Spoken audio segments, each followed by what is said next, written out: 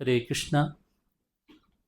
सबसे पहले मैं श्रीमान गुप्ता प्रभु और फैमिली का बहुत बहुत आभारी हूँ कि उन्होंने मुझे यहाँ पे आके कुछ बोलने का अवसर दिया है। और श्रीमान राघव रंजन प्रभु, आपसे मैं बहुत आभारी हूँ। और ये मेरा फर्स्ट टाइम मैं ये कर रहा हूँ हाउस प्रोग्राम।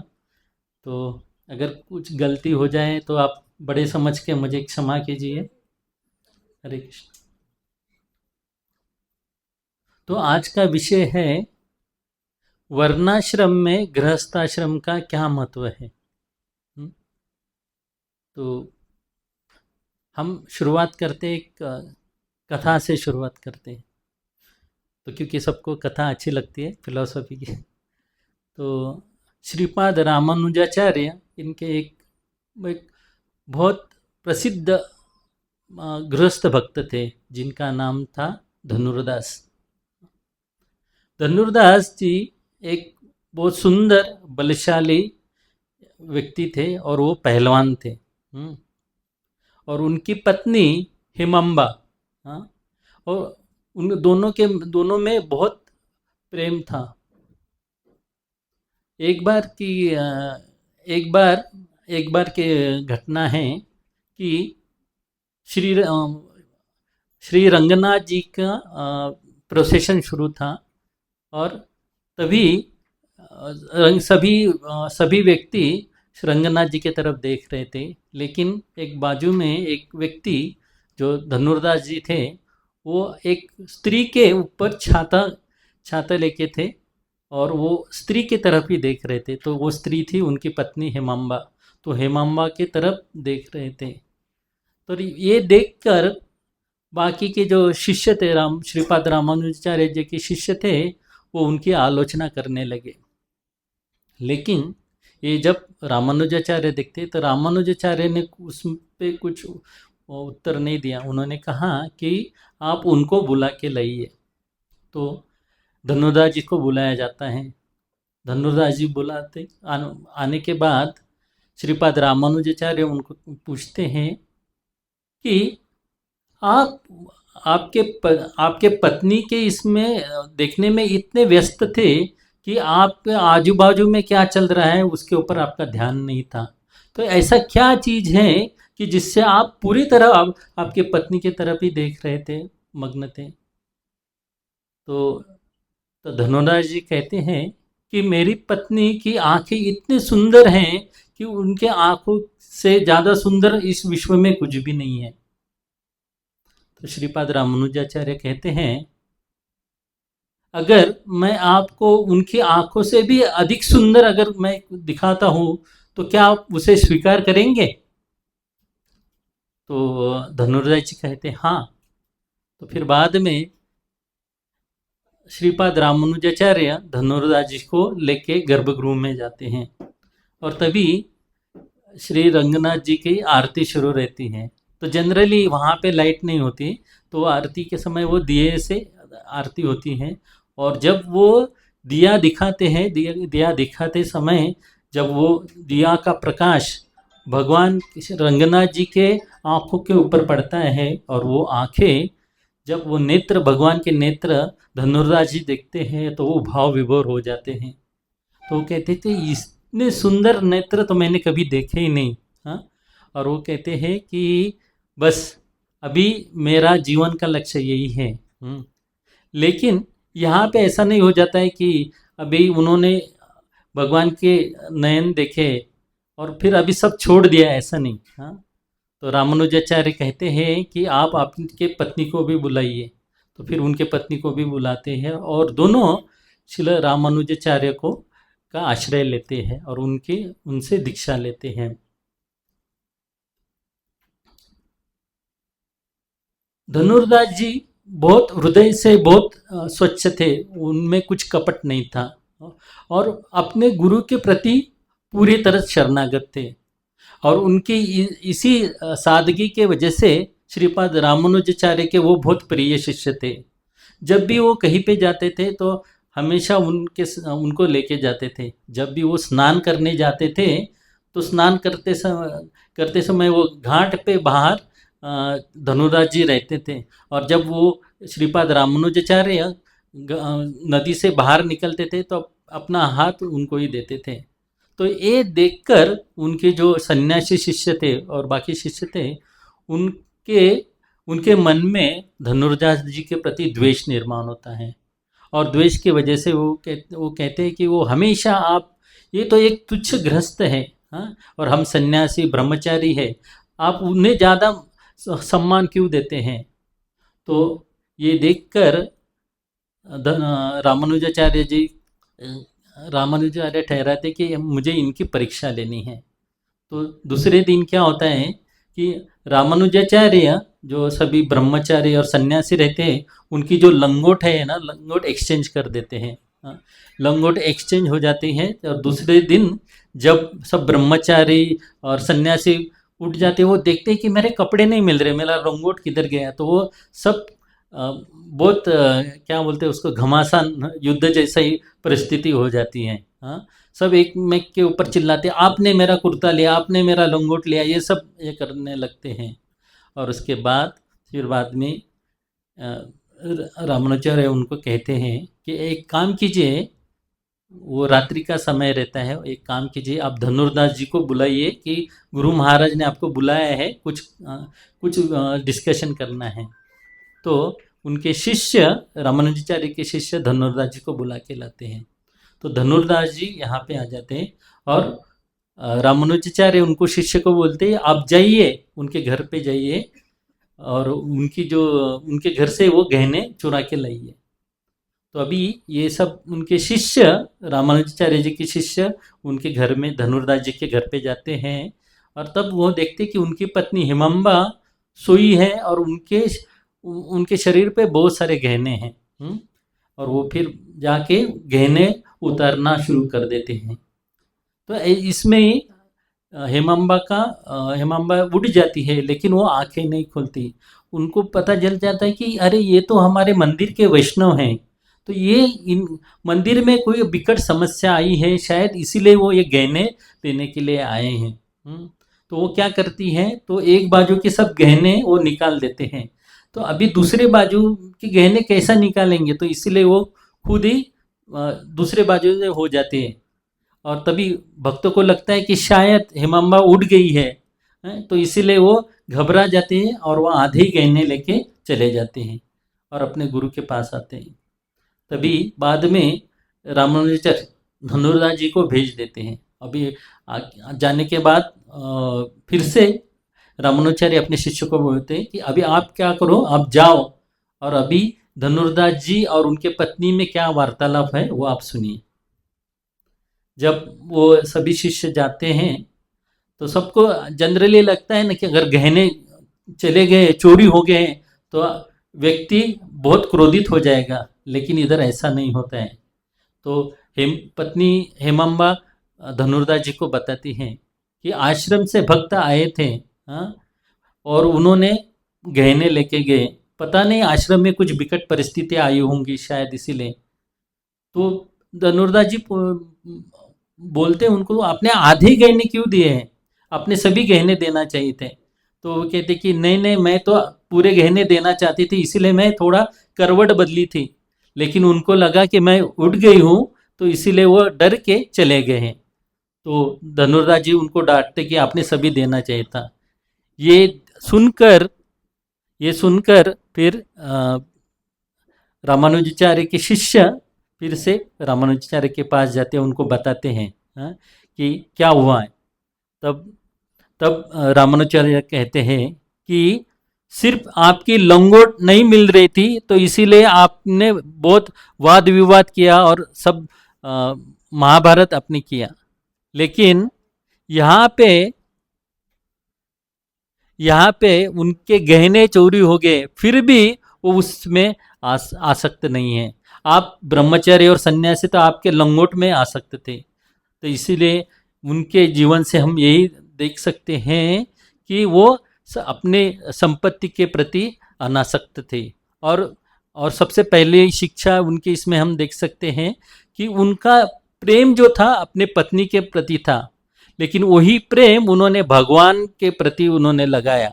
तो अपने पत्नी को लेके वो भगवान की सेवा में, गुरु के आश्रय में आके भगवान की सेवा की, ये हम सीख सकते हैं। ये गृहस्थ के लिए सबसे बड़ा उपदेश है।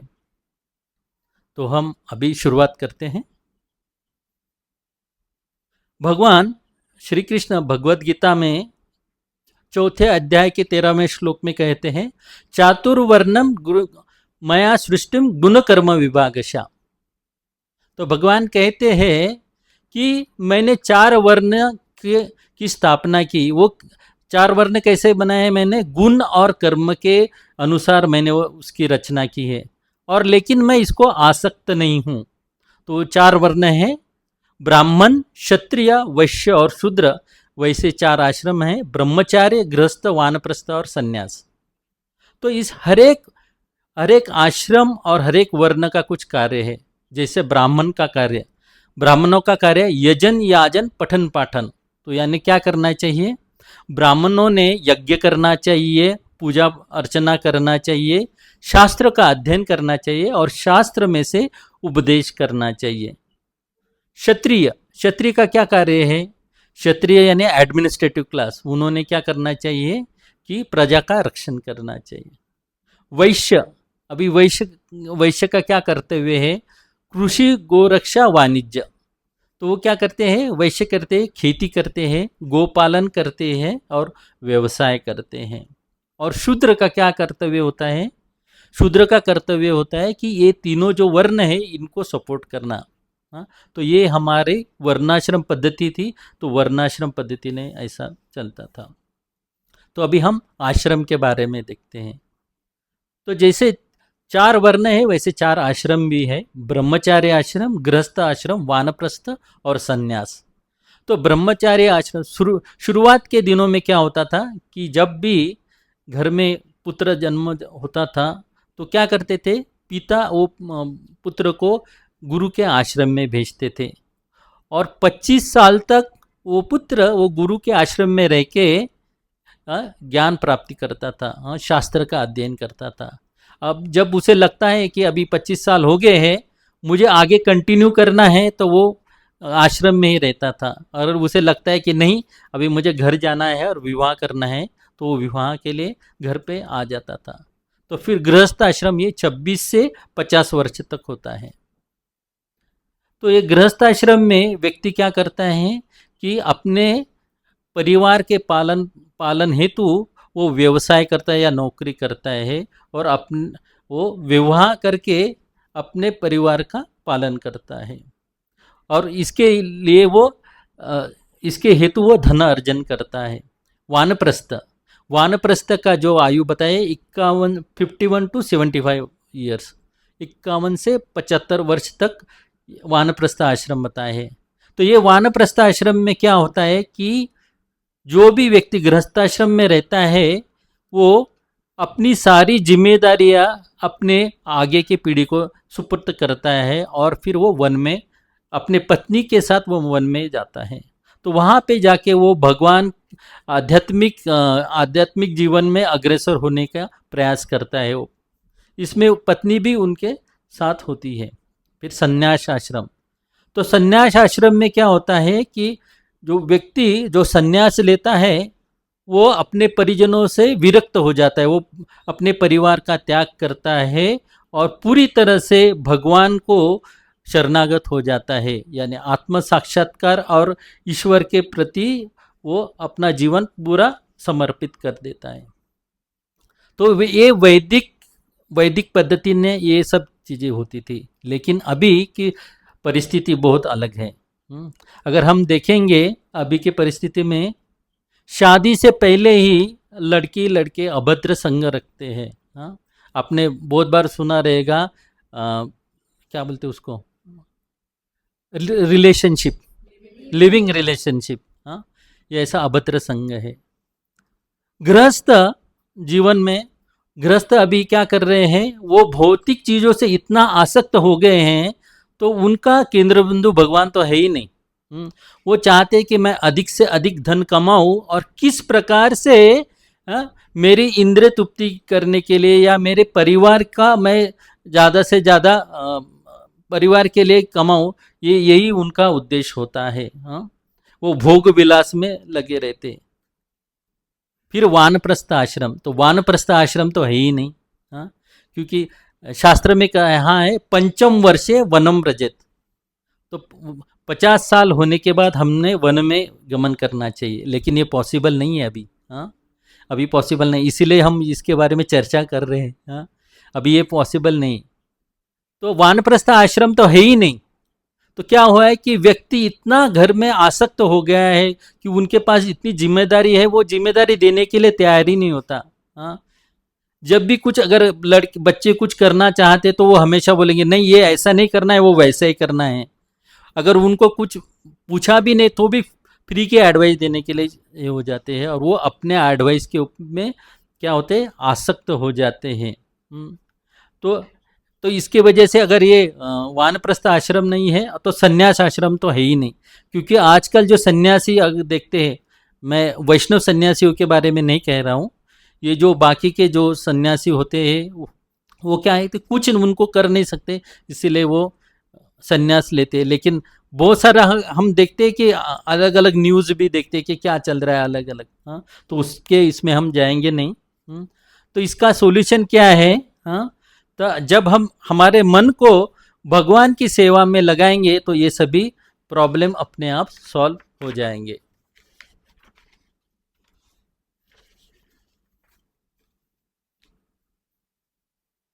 एक एक बार नारद मुनि युधिष्ठिर महाराज के राजमहल में आते हैं। राजमहल में आने के बाद जब गेस्ट आता है तो हम कैसे उनका स्वागत करते हैं, उसी प्रकार अच्छे से युधिष्ठिर महाराज उनके आवभगत करते हैं, उनका सत्कार करते हैं, और सब होने के बाद उनसे चर्चा करते हैं। सॉरी, हरि बोल, हरे कृष्णा। तो उसके बाद उनसे वो चर्चा करते हैं।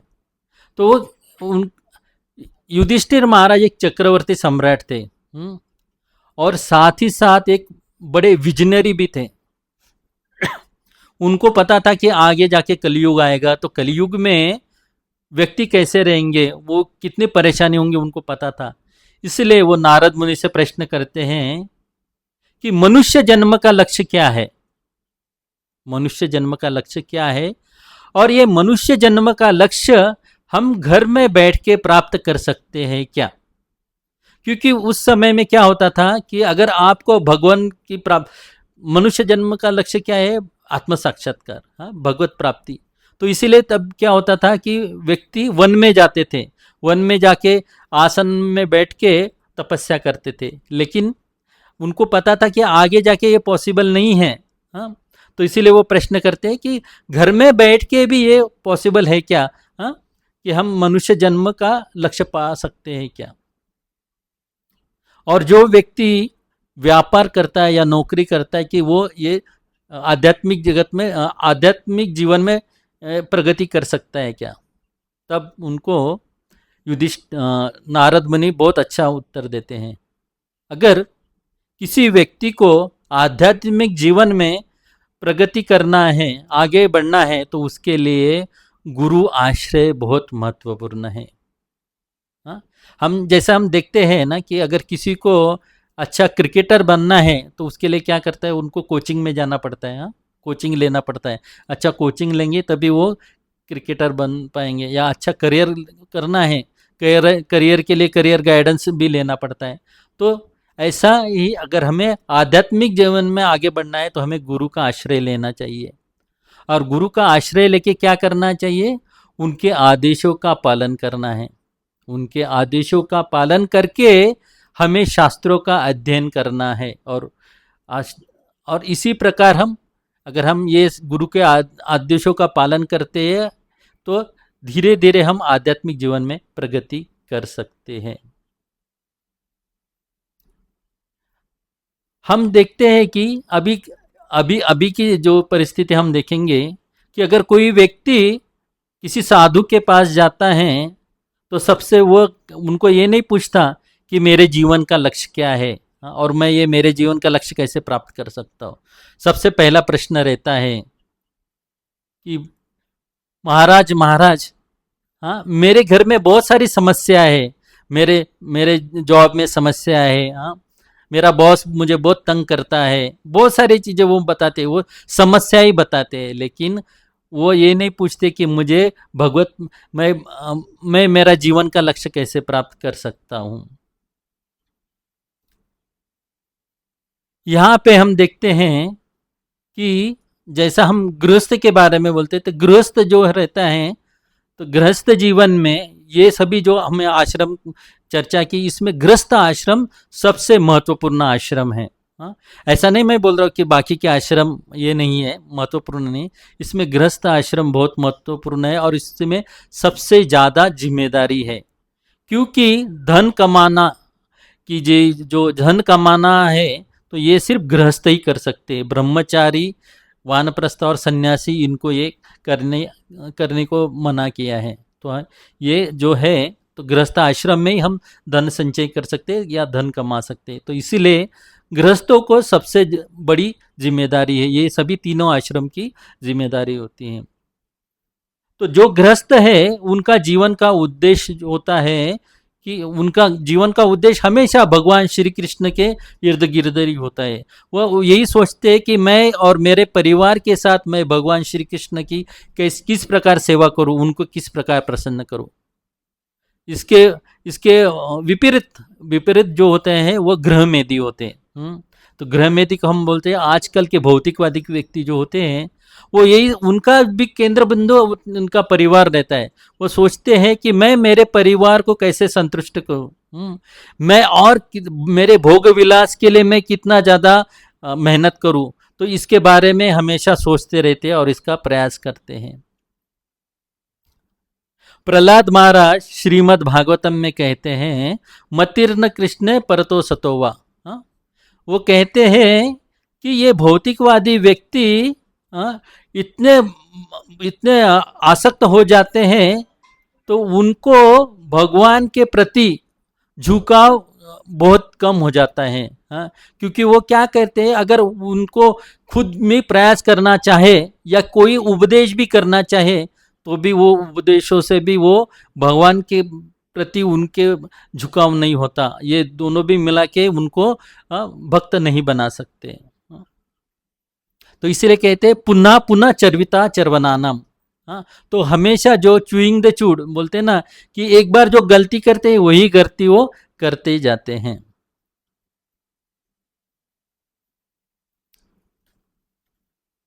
नारद मुनि कहते हैं कि हम जो भी व्यापार करते हैं या अपना नौकरी करते हैं, तो हमें जो भी हम उसमें जो जो धन मिलता है तो उसका क्या करना चाहिए, हमें उसका उसका कुछ जो भाग है वो भगवान को अर्पण करना चाहिए।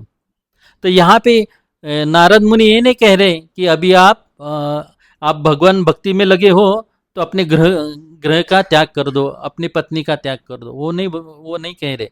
वो बोल रहे हैं कि आप आपके परिवार के साथ रहकर भी भगवान की भक्ति कर सकते हैं, और परिवार का पालन पोषण करना ये आपकी जिम्मेदारी है। शिल प्रभुपाद कहते हैं कि हमें ना भोगी बनना है ना त्यागी बनना है, तो हमें क्या है, एक भक्त बनना है।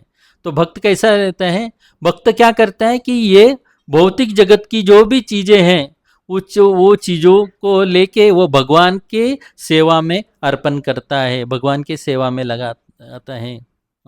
एक बार एक पत्रकार शिल प्रभुपाद को कहते हैं कि प्रभुपाद, आप तो सन्यासी है, वैरागी है, तो आप ये हवाई जहाज से क्यों ट्रैवल करते हो। तो शिल प्रभुपाद कहते हैं, आजकल के जो युवक है इतने भौतिक जीवन में व्यस्त है और नरक की तरफ तेजी से भागे जा रहे हैं, अगर इनको पकड़ना है तो मुझे भी उनसे भी तेज भागना पड़ेगा, इसीलिए मैं ये जो है हवाई जहाज से जाता हूं। अभी हम भगवान को प्रसन्न कर रहे हैं या नहीं है कर रहे हैं, ये हमें कौन बता सकते हैं। हाँ, तो ये हमें हमारे गुरु ही बता सकते हैं, हाँ? या भक्त बता सकते हैं। तो इसके लिए एक सुंदर एनालॉजी बताई है ये, कि हमारा हृदय है, हमारे हृदय में बहुत सारे अनर्थ भरे हुए हैं। हाँ, और ये हमारा हृदय कैसे है, एक हृदय हमारे एक काले लोहे के समान है। हाँ, तो जो काला लोहा है, वो लोहे को अगर हम पानी में डालते हैं तो क्या हो जाता है, वो डूब जाता है। हाँ, वो तैरता नहीं। लेकिन उसी आकार का अगर हम एक लकड़ी लेते हैं और लकड़ी को पानी में डालेंगे तो क्या होता है, लकड़ी तैर जाती है। हाँ, लेकिन वो लोहा डूब जाता है। लेकिन जब हम वो लोहे को लकड़ी के साथ बांध देते हैं, और फिर उसे हम फिर से पानी में डालते हैं तो क्या होता है कि वो तैर जाती हैं। तो यहाँ पे जो लोहा है वो बद्ध जीव है, और ये लकड़ी है ये हमारे गुरु है। जब हम हमारे गुरु का आश्रय लेते हैं तो गुरु के आश्रय से हम ये भवसागर पार कर सकते हैं। तो हमें हमेशा गुरु के आदेशों का पालन करना है। हम भौतिक जगत में होने के वजह से हमें तो कार्य करना ही होता है। हाँ, और ये भौतिक जगत का नियम है कि जैसा हमने न्यूटन थर्ड लॉ पढ़ा है सबने, for every action there is equal and opposite reaction. हम जो भी कार्य करते हैं उसका हमें फल मिलता है। अगर आप अच्छा कार्य करते हो तो उसका अच्छा फल मिलता है। हाँ, अगर आप बुरा और अच्छा फल मिला है तो वो फल भोगने के लिए फिर से हमें जन्म लेना पड़ता है। लेकिन अगर हम बुरा कार्य करते हैं तो क्या होता है, उसका दंड हमें मिलता है। तो इसीलिए हम कौन बताएगा कि मैं कौन कार्य, मेरा कार्य है वो अच्छा है या बुरा है। तो हमें कर्म बंधन में नहीं पड़ना है। तो ये हमें कौन बता सकते हैं, वो हमारे गुरु ही बता सकते हैं कि हमें ऐसे कार्य करना है कि जिसे हम कर्म बंधन में नहीं पड़ेंगे। गृहस्थ जीवन में होने के वजह से जब वो हमसे नोइंगली और अननोइंगली पाप भी हो जाते हैं। जैसे अगर हम जब चलते हैं तो चलते समय कुछ कीड़े भी मर जाते हैं। हाँ? या जब हम व्यापार करते हैं तो व्यापार में कभी कभी हमें झूठ भी बोलना पड़ता है। हाँ? तो अगर लेकिन हम जो भी कर रहे हैं, हमारा व्यापार कर रहे हैं और जो नौकरी भी कर रहे हैं, लेकिन उसका अगर हम फल अगर भगवान को अर्पण करते हैं तो उसका हमें पाप नहीं लगता। तो भगवान कहते हैं गीता में, कर्मण्येवाधिकारस्ते मा फलेषु कदाचन माँ कर्म फल हेतुर्भु माते संगोस्व कर्मणि। तो जब हमने क्या है, कर्म करना है। हाँ, लेकिन फल की अपेक्षा नहीं करना है, और जो भी उसका फल आता है वो हमें भगवान को अर्पण करना है। श्रील रूप गोस्वामी उपदेशामृत में बहुत सुंदर बताते हैं कि हमें हमारी जो कमाई होती है तो हमारी वो आय का किस प्रकार विभाजन करना चाहिए। श्रील रूप गोस्वामी कहते हैं कि हमारी 25% जो आय होती है वो हमारे फैमिली और रिलेटिव के लिए रखना है। फिर 25% जो है वो हमारी इमरजेंसी के लिए रखना है, 25% खुद के लिए, और बची हुई 25% भगवान और लोक कल्याण के लिए रखना है। लेकिन अभी क्या होता है कि कोई इसका पालन नहीं करता। तो वो भौतिकवादी व्यक्ति क्या करता है, वो पूरी 100% खुद के लिए रखना चाहता है। तो इससे क्या होता है कि प्रकृति इतनी क्या बोलते हैं, प्रकृति के नियम इतने क्या बोलते हैं, स्ट्रिंजेंट है, कठोर है, कि उसके वजह से हमें प्रकृति किसी न किसी प्रकार से हमसे वो निकालते हैं। हाँ, जैसे कभी हमको टैक्स भरना पड़ता है, कभी कुछ बीमारी हो जाती है, या कोई चोर हमारी संपत्ति उठा के ले जाता है।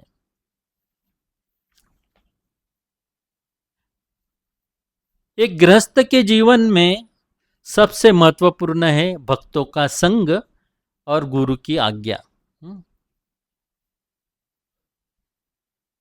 श्रील रूप गोस्वामी अपने उपदेशामृत में कहते हैं कि हमें भक्तों का संग कैसा करना चाहिए। हाँ, तो बहुत सुंदर श्लोक है, ददाति प्रतिगृणाति गुह्यम आख्याति पृच्छति भुंक्ते भोजयते चैव षड्विधा प्रीति लक्षणम। क्या होता है कि जब किसी व्यक्ति में प्रीति होती है तभी वो एक साथ आते हैं। हाँ, अगर प्रीति नहीं है तो वो नहीं आएंगे। तो इसलिए रूप गोस्वामी कहते हैं कि हमें क्या करना चाहिए, भक्तों को घर में बुलाना चाहिए। हाँ, उनको हमें प्रसाद खिलाना चाहिए और उनके घर जाके प्रसाद ग्रहण करना चाहिए। जब वो घर पे आते कृष्ण कथा करनी चाहिए, गुह्यम आख्याति पृच्छति, हमें उनको उनसे चर्चा करने जब उनसे गुह्य ज्ञान लेना चाहिए और हमें उनको ज्ञान देना चाहिए, और फिर बाद में उनको भेंट वस्तु देना चाहिए और उनसे भेंट स्वीकार करनी चाहिए। हाँ, तो ये इससे क्या होता है कि भक्तों में प्रीति बढ़ जाती है।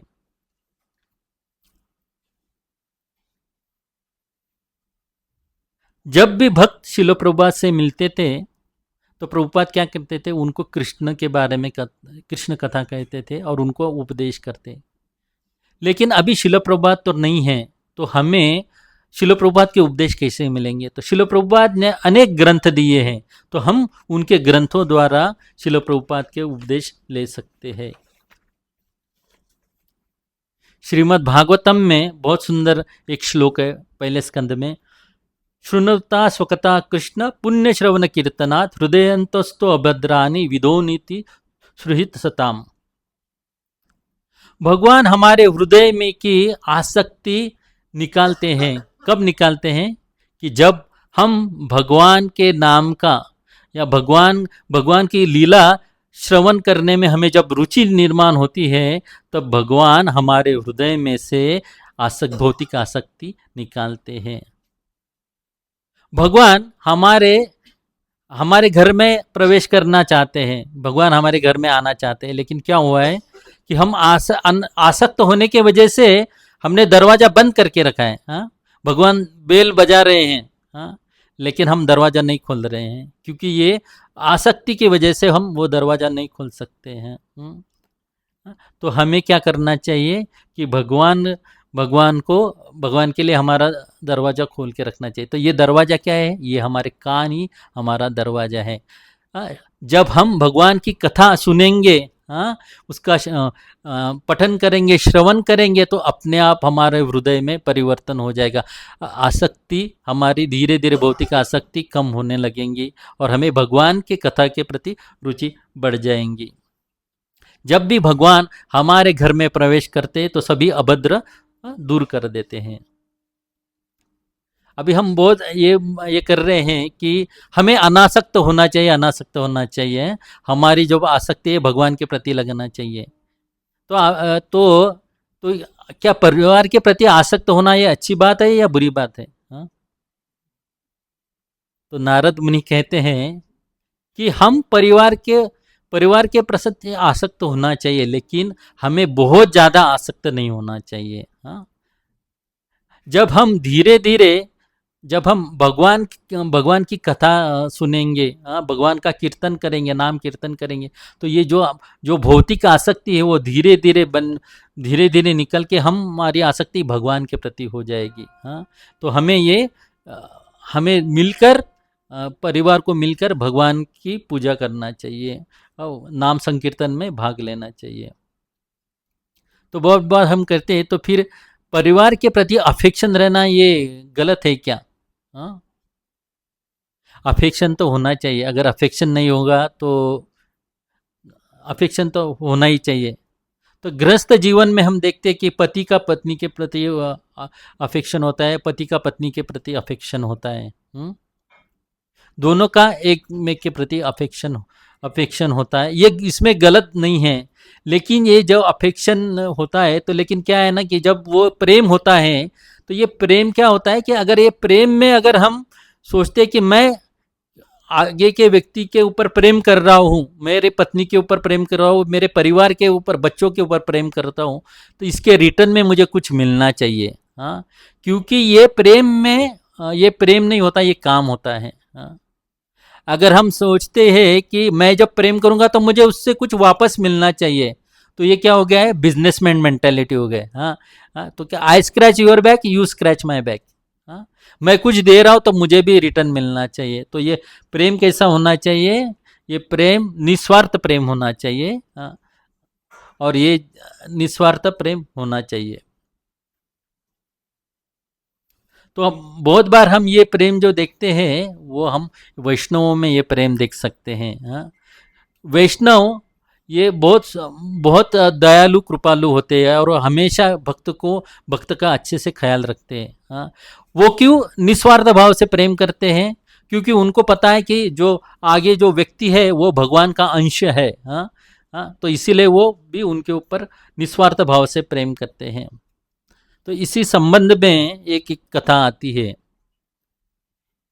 एक बार एक व्यक्ति श्रीपाद रामानुजाचार्य के पास आते हैं। हाँ, वो कहते हैं कि मेरी पत्नी का देहांत हो गया है और हमारे अब हम एक साथ 40 साल तक थे और उसका अभी देहांत हो गया है, तो मुझे संन्यास लेना है। तो श्रीपाद रामानुजाचार्य उनको कहते हैं कि किस आधार पे मैं आपको संन्यास दूं। तो बोलते कि हम एक साथ 40 साल तक थे, लेकिन मेरी पत्नी मरने के बाद भी मुझे थोड़ा भी दुख नहीं हुआ, मेरे आंखों से अश्रु अश्रु नहीं निकले। तो श्रीपाद रामानुजाचार्य कहते कि एक काम कीजिए, आप थोड़ी देर तक वेट कीजिए, आप जरा रुक जाइए। तभी एक दूसरा व्यक्ति आता है, रोते बिलखते आता है, बहुत विलाप करते रहता है। वो बोलता है कि अभी मेरे पुत्र की मृत्यु हो गई, अभी मुझे जीवन में करने के लिए कुछ भी नहीं रहा है। हाँ, तो मुझे कृपया करके मुझे संन्यास दीजिए, मुझे संन्यास लेना है, मुझे ये संसार से कुछ रहा नहीं है। तो श्रीपाद रामानुजाचार्य कहते हैं कि ठीक है, मैं आपको संन्यास देता हूँ। तो श्रीपाद रामानुजाचार्य उस व्यक्ति को संन्यास देते हैं। ये देखकर वो पहला वाला व्यक्ति बोलता है, अरे ये व्यक्ति इतना आसक्त है, इतना आसक्त था, फिर भी आप उसको संन्यास दे रहे, और मैं तो पूरा अनासक्त हूँ, फिर भी आप मुझे संन्यास नहीं दे रहे। तब श्रीपाद रामानुजाचार्य कहते हैं कि मैं किसी मैं क्या कर सकता हूँ कि अगर आपके हृदय में प्रेम है तो वो प्रेम को मैं भगवान श्री कृष्ण की तरफ झुका सकता हूँ, लेकिन आपके हृदय में प्रेम ही नहीं है तो मैं उसको कैसे झुका पाऊंगा। तो पहले आप जाइए, फिर से विवाह कीजिए और उस पत्नी से प्रेम कीजिए और उसके बाद मेरे पास आ जाइए, क्योंकि आपको मैं तो आपको सिखा सकता हूँ कि कैसे भगवान को प्रेम करना है, लेकिन आप अगर प्रेम ही नहीं करते तो प्रेम करना कैसा है वो मैं नहीं सिखा सकता हूँ। तो इस प्रकार उनको वो भेज देते हैं।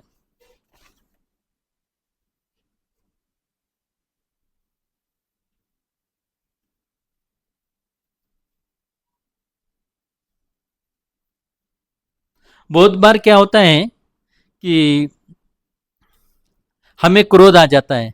क्यों क्रोध आता है कि हम कुछ करना चाहते हैं, लेकिन वो हमारे हमारे हिसाब से नहीं होता। हम चाहते हैं कि कुछ XYZ होना चाहिए, लेकिन वो हमारे मन के हिसाब से नहीं होता, वो कुछ तो भी दूसरा ही हो जाता है। तो हमें बहुत क्रोध आता है। हाँ, क्रोध आता है तो लेकिन क्या है कि हमें ये समझना चाहिए कि जो कुछ हो रहा है वो मेरे नियंत्रण में नहीं है, मैं नियंत्रण करता नहीं हूँ। हाँ, जब हम ये समझ जाएंगे तो हम सीख जाएंगे कि जो भी होता है, जैसा ही होता है, वो अच्छे के लिए ही होता है। हाँ, हाँ, जो हो रहा है वो सही हो रहा है, वो जब हम समझ जाते हैं तो हम एडजस्टमेंट करना सीख जाते हैं।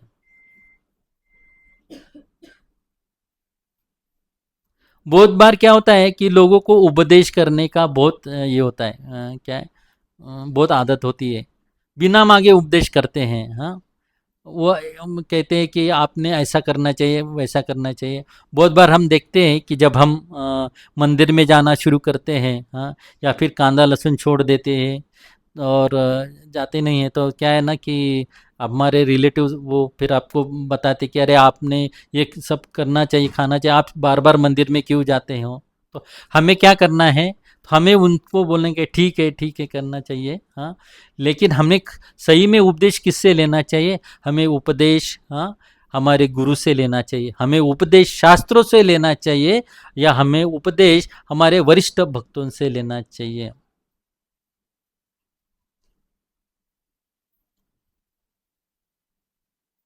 गृहस्थ जीवन में हमारी जो दिनचर्या या लाइफस्टाइल कैसी होनी चाहिए। हाँ, हमारी लाइफस्टाइल अभी लोगों की लाइफस्टाइल कैसी है। हाँ, तो क्या होता है कि जैसा आजकल लोग धन कमाने के पीछे इतने भागते कि अननेसेसरी बहुत प्रयास करते हैं। हाँ, लेकिन नारद मुनि कहते हैं कि जो भी चीज़ हमें आसानी से मिलती है उसे हमें स्वीकार करना चाहिए, और अननेसेसरी हमें प्रयास नहीं करना चाहिए, हमें ज़्यादा लालची नहीं होना चाहिए।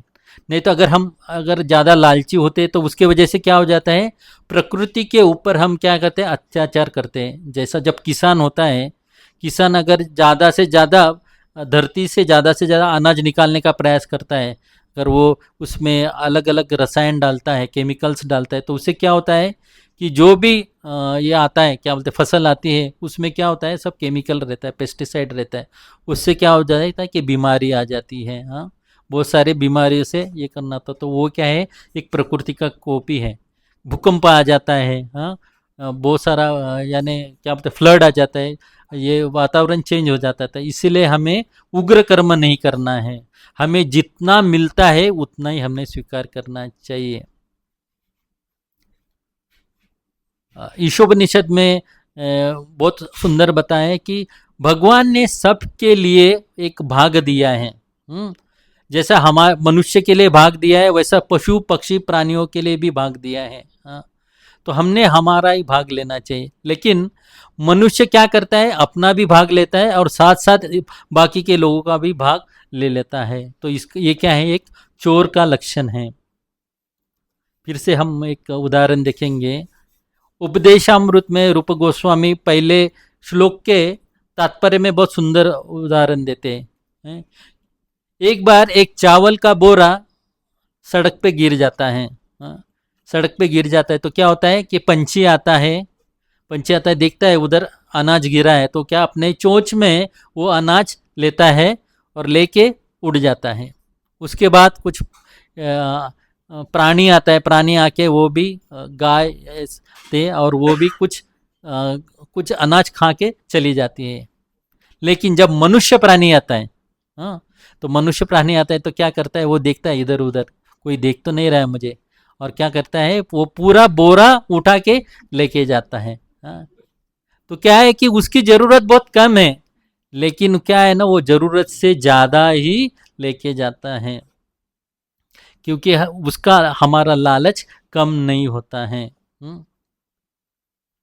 तो ये ज़रूरत है, तो ये क्या है कि ये गृहस्थ, जनरली गृहस्थ का ये स्वभाव भी है कि वो संग्रह करता है, चीज़ों का संग्रह करता है। वो क्या बोलते हैं, स्टॉकिंग बोलते हैं ना हम, वो स्टॉक करके रखता है। हाँ, तो ये बहुत सुंदर एक ये है, उसके बारे में उदाहरण है कि हम देखते हैं कि अगर हमें कुछ ग्रॉसरी खरीदनी है या कुछ लाना है, तो क्या है, तो हमारा लिस्ट रहता है, लिस्ट में कुछ 8-10 आइटम रहते हैं। और क्या होता है कि आजकल हम सोचते हैं कि बहुत सारे तो अभी ऑनलाइन ही मंगाते हैं, तो कुछ लिस्ट रहता है, वो लिस्ट लेके हम क्या करते हैं कि चलो अभी रिलायंस मार्ट है या डी मार्ट जो भी है, उधर चले जाते हैं और देखते हैं। लिस्ट तो हमारी बाजू में रह जाती है, लेकिन जो चीज़ें हम वहाँ पे देखते हैं वही हम भर लेते हैं। हाँ, क्या हो जाता है कि जो चीज़ें चाहिए वो नहीं लेते, उसके बजाय हमें जो नहीं चाहिए हम वही लेते हैं। तो इसे कहते हैं संग्रह या परिग्रह कहते हैं। तो ये परिग्रह दो प्रकार के होते हैं, एक मानसिक परिग्रह और एक भौतिक परिग्रह। तो ये भौतिक परिग्रह क्या है, तो भौतिक चीज़ों का संचयन करते हैं ना, संग्रह करते हैं, उसे हम कहते हैं कि जैसे हमारे जूते कपड़े हो गए, फर्नीचर और गैजेट वगैरह सब हम लेके आते हैं। इसका हमें हमारे पास तो होते ही हैं ऑलरेडी। हाँ, तो अब आपने देखा होगा कि एक पूर्व मुख्यमंत्री थी जयललिता, उनके उनके यहाँ पे कितने सारे चप्पल सैंडल्स थे, पूरा भर के थे। हाँ, तो ये एक परिग्रह ही है। हाँ, मानसिक परिग्रह, तो मानसिक परिग्रह क्या होता है कि मन में बहुत सारे विचार चलते रहते हैं। हाँ, हमेशा हम विचार करते रहते हैं, तो उसके वजह से हमारा मन हमेशा भरा रहता है यहाँ पे हम।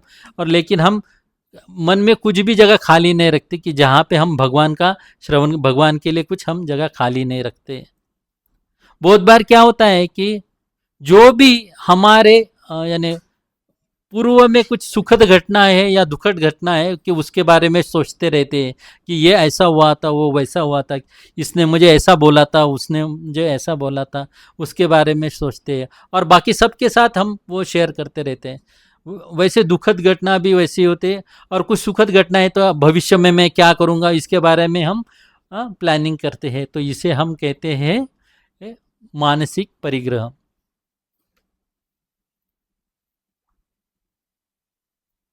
हम जैसे गृहस्थ है तो गृहस्थ जीवन में हमें हमारी जिम्मेदारी होती है कि जो पशु पक्षी है उनको हमने हमारे संपर्क में जो भी आते उनको हमें खाना खिलाना चाहिए, और जो भी जो डोमेस्टिक एनिमल है उनका ख्याल रखना चाहिए। तो इसके संदर्भ में एक उदाहरण है कि शिल प्रभुपाद के पिताजी का एक कपड़े का दुकान था। हाँ, तो वो क्या करते थे कि जब भी रात के समय जब दुकान बंद करते थे तो क्या करते थे, वो उसके पहले एक चावल की कटोरी उसमें रखते थे, दुकान में रखते थे, जो जिससे चूहे वो खा सके। तो ये क्यों रखते थे? अगर खाना अगर नहीं रखते तो वो चूहे क्या करेंगे, कपड़े खा जाएंगे। तो ये हम शिल प्रभुपाद जी के पिताजी के उदाहरण से देख सकते हैं। गृहस्थ का हम हमेशा देखते हैं कि गृहस्थ ने हमेशा प्रसादी ग्रहण करना चाहिए। भगवान भगवत गीता में कहते हैं, यज्ञ शिष्टाशिन संतो मुष्यन्ते सर्व किल्वेशि भुंजते ते त्वगम पापम ये पचन्ते आत्मकारना। हमारे पास जो भी कुछ है हमने भगवान को अर्पण करना चाहिए, उसके बाद ही हमने वो ग्रहण करना चाहिए। अगर हम वो ग्रहण नहीं करते तो क्या करते हैं, हम सिर्फ पाप ही खाते हैं। तो हमेशा गृहस्थों ने भगवान का प्रसाद ही ग्रहण करना चाहिए। अगर हम प्रसाद ग्रहण करते तो वैसे ही वही प्रसाद हमें हमारे पितरों को भी देना चाहिए, और फिर जो भी कुछ पशु पक्षी है पानी उनको भी हमें खाना खिलाना चाहिए। पूर्व में क्या होता था, पूर्व जमाने में होता था कि जो गृहस्थ होता थे वो गृहस्थ क्या करते थे कि जो भी पशु पक्षी है उनको वो दाना खिलाते थे, जो भी गरीब है जो अनाथ है उनको खाना खिलाते थे। फिर बाद में सबका होने के बाद वो क्या करते थे, घर में बाहर आके 3 बार कहते हैं कि कोई भूखा है क्या, कोई भूखा है क्या, कोई भूखा है क्या। और कोई जब तक आता नहीं था ना, उसके बाद वो घर में जाते थे और घर में जाके फिर बाद में वो प्रसाद पाते थे। तो इस प्रकार ये गृहस्थ का कर्तव्य है। हमें गृहस्थ ने क्या करना चाहिए, अगर हमारी कैपेसिटी है, हाँ, तो हमारे कैपेसिटी से हमने क्या करना चाहिए, भक्तों को प्रसाद खिलाना चाहिए। हम क्या कर सकते हैं उसके लिए कि हमारी जो सैलरी आती थी, सैलरी में से थोड़ा सा पैसा हम बाजू में रख सकते हैं। वो बाजू में रख के हम उससे भक्तों की सेवा कर सकते हैं। जैसा हमारा मंदिर नज़दीक है, मंदिर में जो हमारे ब्रह्मचारी भक्त है उनकी उनकी सेवा में हम दे सकते हैं, भगवान राधा गोविंद जी की सेवा में दे सकते हैं। हाँ, वो हमारे वो जो धन का है वो हम अच्छे से उसका इस्तेमाल कर सकते हैं।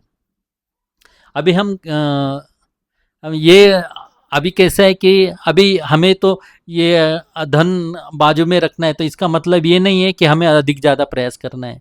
हमें उतना ही प्रयास करना चाहिए कि जितना हमें ज़रूरत हो। हमेशा लग्जरी एंड नीड ये हमेशा समझना चाहिए। हाँ, लग्जरी अलग है और नीड, हमारी जो ज़रूरत है हमने ज़रूरत के हिसाब से कमाना चाहिए।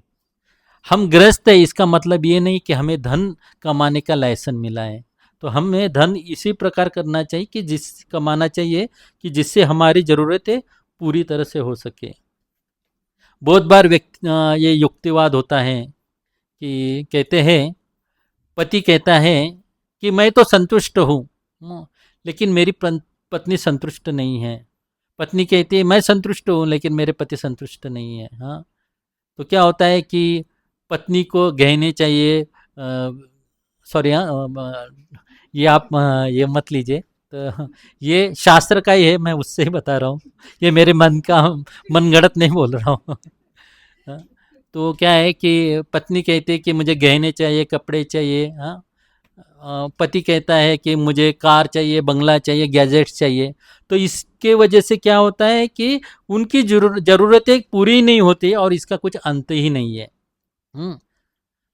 तो आचार्य क्या कहते हैं कि ये ज़रूरतें जो लग्जरी बोल रहे हैं हम, लग्जरी के लिए, पैसा कमाने के लिए जो हम एक्स्ट्रा टाइम, जो ज़्यादा समय हम बिता रहे हैं, वही समय हमें भगवान की सेवा में लगाना चाहिए। हाँ, तो ये एक्स्ट्रा टाइम वो पैसे की जगह पे हमें उसे भगवान के इसमें लगाना चाहिए। पति पत्नी मिलके भगवान की सेवा करनी चाहिए, श्रवण कीर्तन करना चाहिए, भागवतम का श्रवण करना चाहिए, भागवतम पठन करना चाहिए। इससे क्या हो जाएगा कि हमारे हृदय में जो लालसा है एक्स्ट्रा कमाने की, वो धीरे धीरे कम हो जाएंगी। हाँ, हम हमेशा कहते हैं कि family press together will stay together. तो जब सब एक साथ जो प्रार्थना करते हैं वो एक साथ रहते हैं।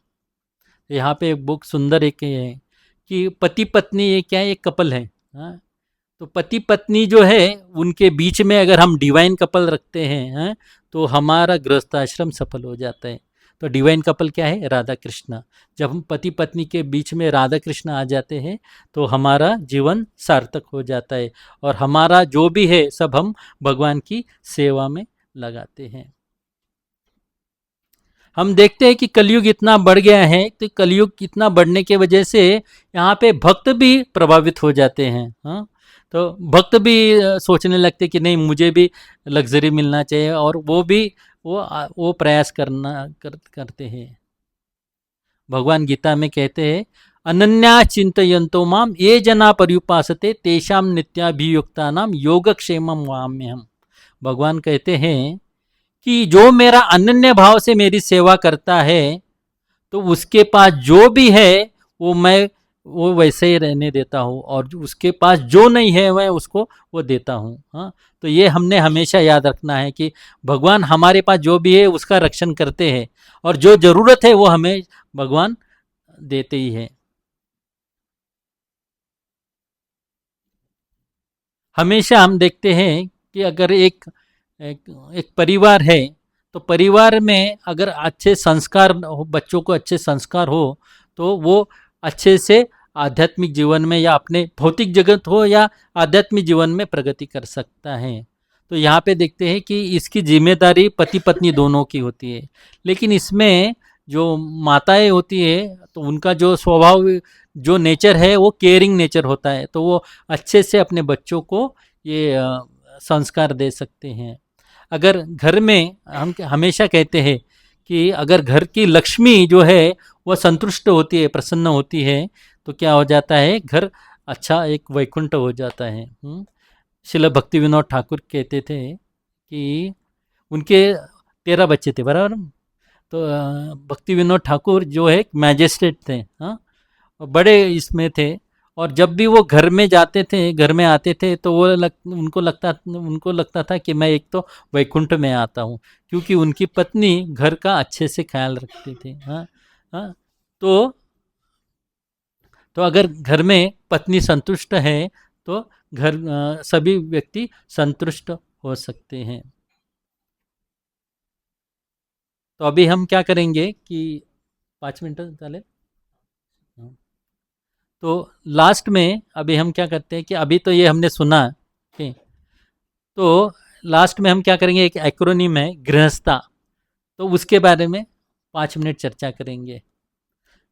जैसे गृहस्था का GRIHASTA गृहस्था, तो गृहस्था में पहला आता है जी। तो जी क्या है, ग्रेटफुलनेस। तो ये प्रैक्टिकल है, तो प्रैक्टिकल टिप्स अभी शुरू करते हैं।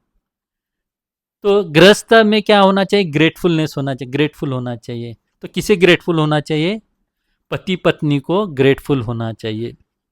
पति ने पत्नी के तरफ ग्रेटफुल होना चाहिए, और पत्नी ने पति से ग्रेटफुल होना चाहिए, दोनों ने ग्रेटफुल होना चाहिए।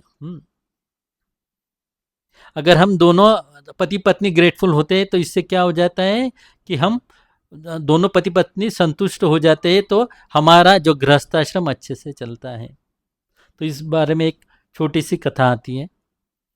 तो एक बार एक व्यक्ति साधु के पास आता है, साधु के पास आता है, और वो जो वैसे ही आके वो उनकी समस्या बताते रहता है कि महाराज मेरे घर में बहुत समस्या है, मेरे घर में मैं हूँ, मेरी पत्नी है, मेरे बच्चे है, मेरी सास है, मेरे ससुर है, मेरे माता पिता है, और मेरा छोटा सा ही घर है। हाँ, तो बहुत समस्या है, तो कृपया करके मुझे इसका समाधान बताइए। तो जब साधु कहते हैं कि एक काम करो, वो पीछे जाओ, पीछे जाके एक गाय है, वो गाय को आप लेके जाओ। तो बोलते हैं कि अरे साधु महाराज ने बहुत अच्छा ये बताया। तो वो क्या करता है, वो गाय लेके घर चला जाता है।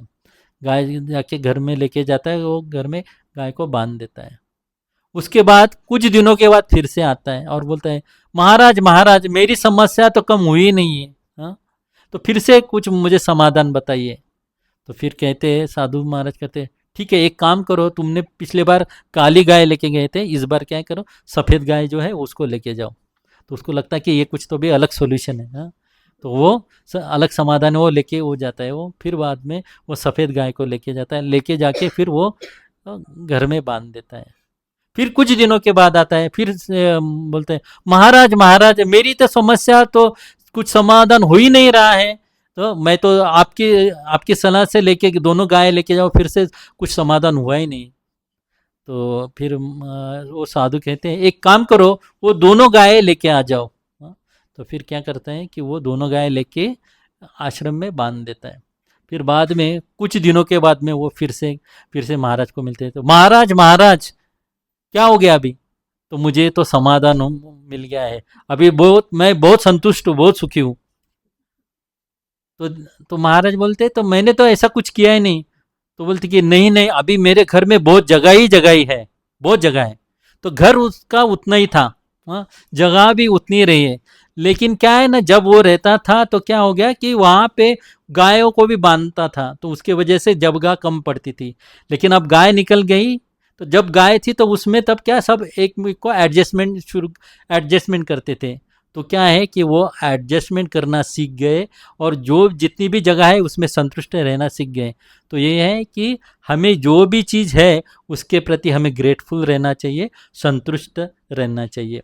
बहुत बार क्या होता है कि जब पति ऑफिस से घर में आते हैं, तो क्या होता है, घर में आते ही पत्नी दरवाज़ा खोलती है और कहती है कि आती है, वो कहती है, आज ये हो गया वो हो गया, नल में पानी नहीं आया, हाँ, बिजली 5 घंटा बिजली नहीं थी, आज काम वाली बाई आई नहीं है, ऐसा हो गया वैसा हो गया, बहुत सारी कंप्लेंट करते रहती है।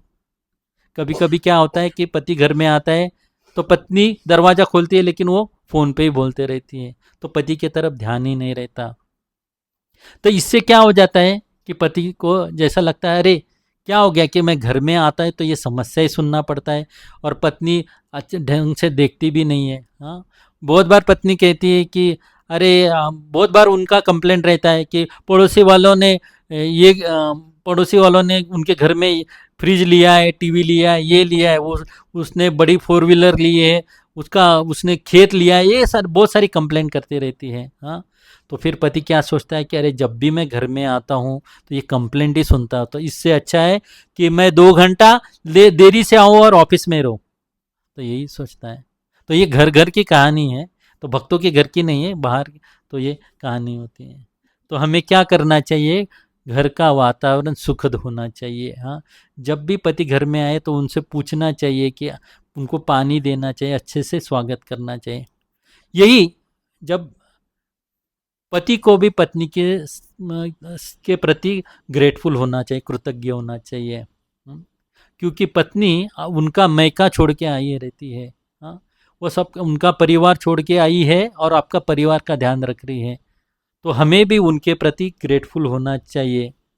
हमें क्या करना है, सिर्फ उनसे उन जो भी कहते हैं उनकी बातें सुनना है, हाँ? और उनकी क्या अपेक्षा है वो सिर्फ सुनना है, बाकी कुछ नहीं करना है। अगर हम इतना करते हैं, ग्रेटफुल रहते हैं, तो हमारा गृहस्थ जीवन सुखी रह सकता है। फिर दूसरा है आर, आर फॉर रिस्पेक्ट। हमें रिस्पेक्टफुल होना चाहिए।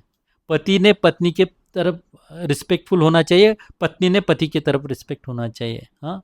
हमें उनकी हर एक के व्यक्ति के टाइम का भी रिस्पेक्ट करना चाहिए। जो अगर कुछ समय उन्होंने दिया है वो समय का रिस्पेक्ट करना चाहिए, उनकी फैमिली को भी रिस्पेक्ट करना चाहिए। फिर है आई, आई फॉर इंटीग्रिटी। हम जब भी कोई वचन देते या प्रॉमिस करते तो हमें वो प्रॉमिस फुलफिल करना चाहिए, हाँ। तो ये बहुत महत्वपूर्ण है। फिर आता है एच, हम्बल। हमें नम्र होना चाहिए, हाँ।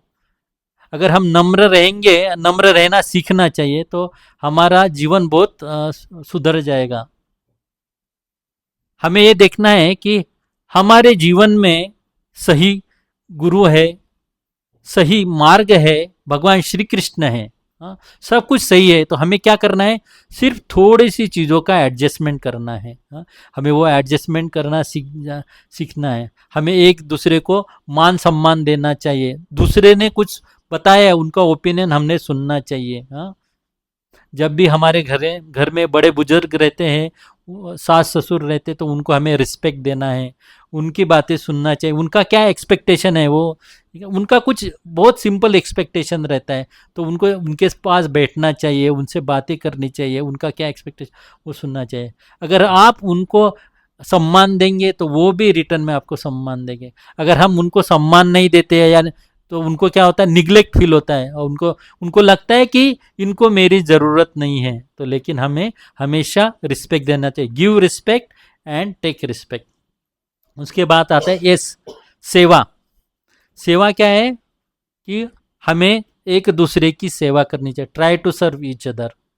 कि बहुत बार क्या होता है कि घर में बहुत सारा काम आ जाता है कि कुछ मेहमान आए हैं, हाँ, तो बहुत सारे बर्तन आ गए या बहुत सारा चीज़ें आ गए हैं, तो हमें क्या करना चाहिए, हमेशा ऐसा ज़रूरत नहीं है कि गृहस्थाश्रम में है, हमने विवाह किया है, तो इसका ये जो घर का जो काम का जो जिम्मेदारी है वो सिर्फ पत्नी की है, ऐसा नहीं है। तो हमें भी उनके जिम्मेदारी में उनका हाथ बटाना चाहिए, जो भी काम होता है उसमें हमें उनको मदद करनी चाहिए। हाँ, उनका जो भी, उन्हें मान सम्मान करना चाहिए, और उनको मदद करनी चाहिए।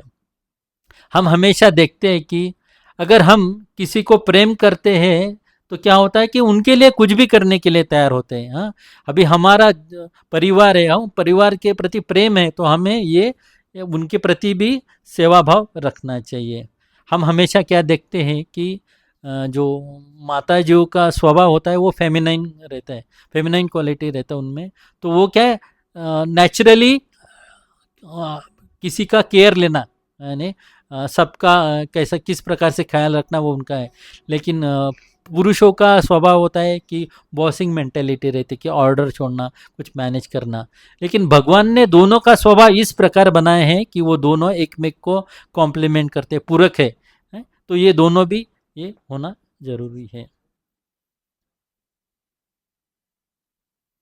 उसके बाद आता है टी, टॉलरेंस। हाँ, हमें टॉलरेट करना चाहिए। हम देखते हैं कि इस जगत में कोई सर्वगुण संपन्न नहीं है। है क्या ऐसा, कोई सर्वगुण संपन्न नहीं है। सब में कुछ ना, सॉरी, सब में कुछ ना कुछ दोष रहता है। तो हमें वो उस गुण और दोष से स्वीकार करना चाहिए, और जो भी है हमें टॉलरेट करना है। हम देखते हैं कि इस जीवन में बहुत ज़्यादा समय नहीं है। हाँ, अब देखते हैं कि कुछ भी हो सकता है। तो जो भी कभी क्या है ना कि हमें हमारे जो भी पार्टनर है उनको समझना चाहिए। हाँ, तो लेकिन अगर कभी कभी क्या होता है कि उनको समझने में हमारा इतना समय निकल जाता है, वो समय निकलने से पहले वो एक आधा पार्टनर शरीर छोड़ के चला जाता है। हाँ, तो फिर बाद में हमारे मन में रिग्रेट होता है, अरे मैंने ये सुना नहीं, उनका उनके प्रति मेरा अच्छे से व्यवहार नहीं रहा। तो हमेशा हम क्या करना चाहिए, उनको भी रिस्पेक्ट देना चाहिए, और उनको हमेशा खुश रखना चाहिए। पति ने पत्नी को खुश रखना चाहिए, और पत्नी ने पति को खुश रखना चाहिए, और हमेशा प्रयास करना चाहिए कि वो कैसे खुश रह सके। फिर बाद में आता है a, adjustment. Try to adjust with each other. हमें एक दूसरे के साथ एडजस्टमेंट करना चाहिए, एडजस्टमेंट होना चाहिए। एडजस्टमेंट कब हो सकता है कि अगर ज़्यादा फैंसी अपेक्षा न हो तो। अभी क्या हुआ है कि मेन प्रॉब्लम क्या है, ये बॉलीवुड का प्रॉब्लम है। हाँ, क्या हुआ है कि बॉलीवुड में जो मूवी में बहुत सारा ऐसा कुछ दिखाते, वो बहुत क्या होता है कि फैंटेसी या कुछ ऐसा रोमांटिक चीज़ दिखाते हैं। हाँ? तो क्या होता है कि उसके वजह से पति की पत्नी की तरफ और पत्नी की पति की तरफ से अपेक्षा बढ़ जाती है, एक्सपेक्टेशन बढ़ जाता है। वो इमेजिन करते हैं, हाँ, कि मेरा भी पति ऐसा होना चाहिए, और सिक्स पैक ऐप या जो भी है, सॉरी, तो ऐसा होना चाहिए, वैसा होना चाहिए। हाँ, तो दोनों, और पति को लगता है कि मेरी पत्नी ऐश्वर्या राय जैसी होनी चाहिए। हाँ, सब एक्सपेक्टेशन रहता है, लेकिन ये क्या है, ये सिर्फ इमेजिनेशन है, ये संभव नहीं है। हाँ, तो जो भी संभव है उतनी हमें अपेक्षा रखना चाहिए और हमें हमें क्या करना चाहिए, एडजस्टमेंट करना चाहिए। बहुत बार क्या होता है कि जनरली माता जी का ये कंप्लेंट रहता है बहुत बार कि मेरे पति है ना, जैसे ऑफिस से आते हैं ना, उनके शूज़ किधर फेंक देते, सॉक्स किधर फेंक देते, जब नहाते हैं तो गीला टॉवल बेड पे डाल देते हैं। हाँ, तो बहुत सारी कंप्लेंट रहती है, वो ऐसा करते हैं वैसा करते हैं। लेकिन आप जानिए, अगर उनको ये सब चीज़ें करनी होती, कर सकते थे, तो उन्होंने शादी क्यों की रहती? तो उनको ये करना नहीं आता है, इसीलिए उन्होंने शादी करते हैं। हाँ, हाँ, क्योंकि उनका वो स्वभाव ही नहीं है। हाँ, कि वो केयर लेना और ये उनका स्वभाव ही नहीं है, इसीलिए वो जो जो केयरिंग डिपार्टमेंट जो है, वो जो माता जी का डिपार्टमेंट है। से आखिरी में हम ये करेंगे तो उसके बाद हम रुकेंगे। तो अभी आपको एक बहुत यानी रियलिटी मैं बताता हूँ, एक रियलिटी है। जब भी पति आध्यात्मिक जीवन में जुड़ जाता है और आध्यात्मिक जो भी तपस्या करता है, जो भी कार्य करता है, तो उसका जो बेनिफिट होता है ना, उसका 50% बेनिफिट उसको मिलता है, पति को मिलता है, और 50% बेनिफिट पत्नी को मिलता है। ध्यान से सुनिए। लेकिन जब पति से कुछ पाप हो जाता है, तो उसका पाप का जो भी जो प्रतिशत होता है, तो 50-50% नहीं होता है, उसका 100% जो है ना, वो पति को जाता है यहाँ पे। लेकिन जब पत्नी आध्यात्मिक जीवन में जो भी करती है, आध्यात्मिक कार्य करती है, उसका पूरा 100% पत्नी को मिलता है, पति को उसमें से कुछ नहीं मिलता। लेकिन पत्नी से कुछ पाप हो जाता है, तो उसका 50% पत्नी को मिलता है और 50% पति को मिलता है। तो अभी ये देखिए, इससे आप ठहर सकते हैं, तो ये फायदे का सौदा है एक्चुअली। हाँ, तो इसमें माता जियों का फ़ायदा ही फ़ायदा है। हाँ, ऐसा नहीं है कि जब माता जी और सॉरी, जब पति पत्नी मिलकर भगवान की सेवा करते हैं, हाँ, दोनों आके गुरु की आज्ञा से शास्त्राध्ययन करते हैं और भगवान अर्च विग्रह की सेवा करते हैं, तो वो करके वो भगवत धाम जा सकते हैं। हरे कृष्णा। ज़्यादा देर नहीं। हाँ, किसी को कोई प्रश्न, किसी को टिप्पणी हो तो कर सकते हैं।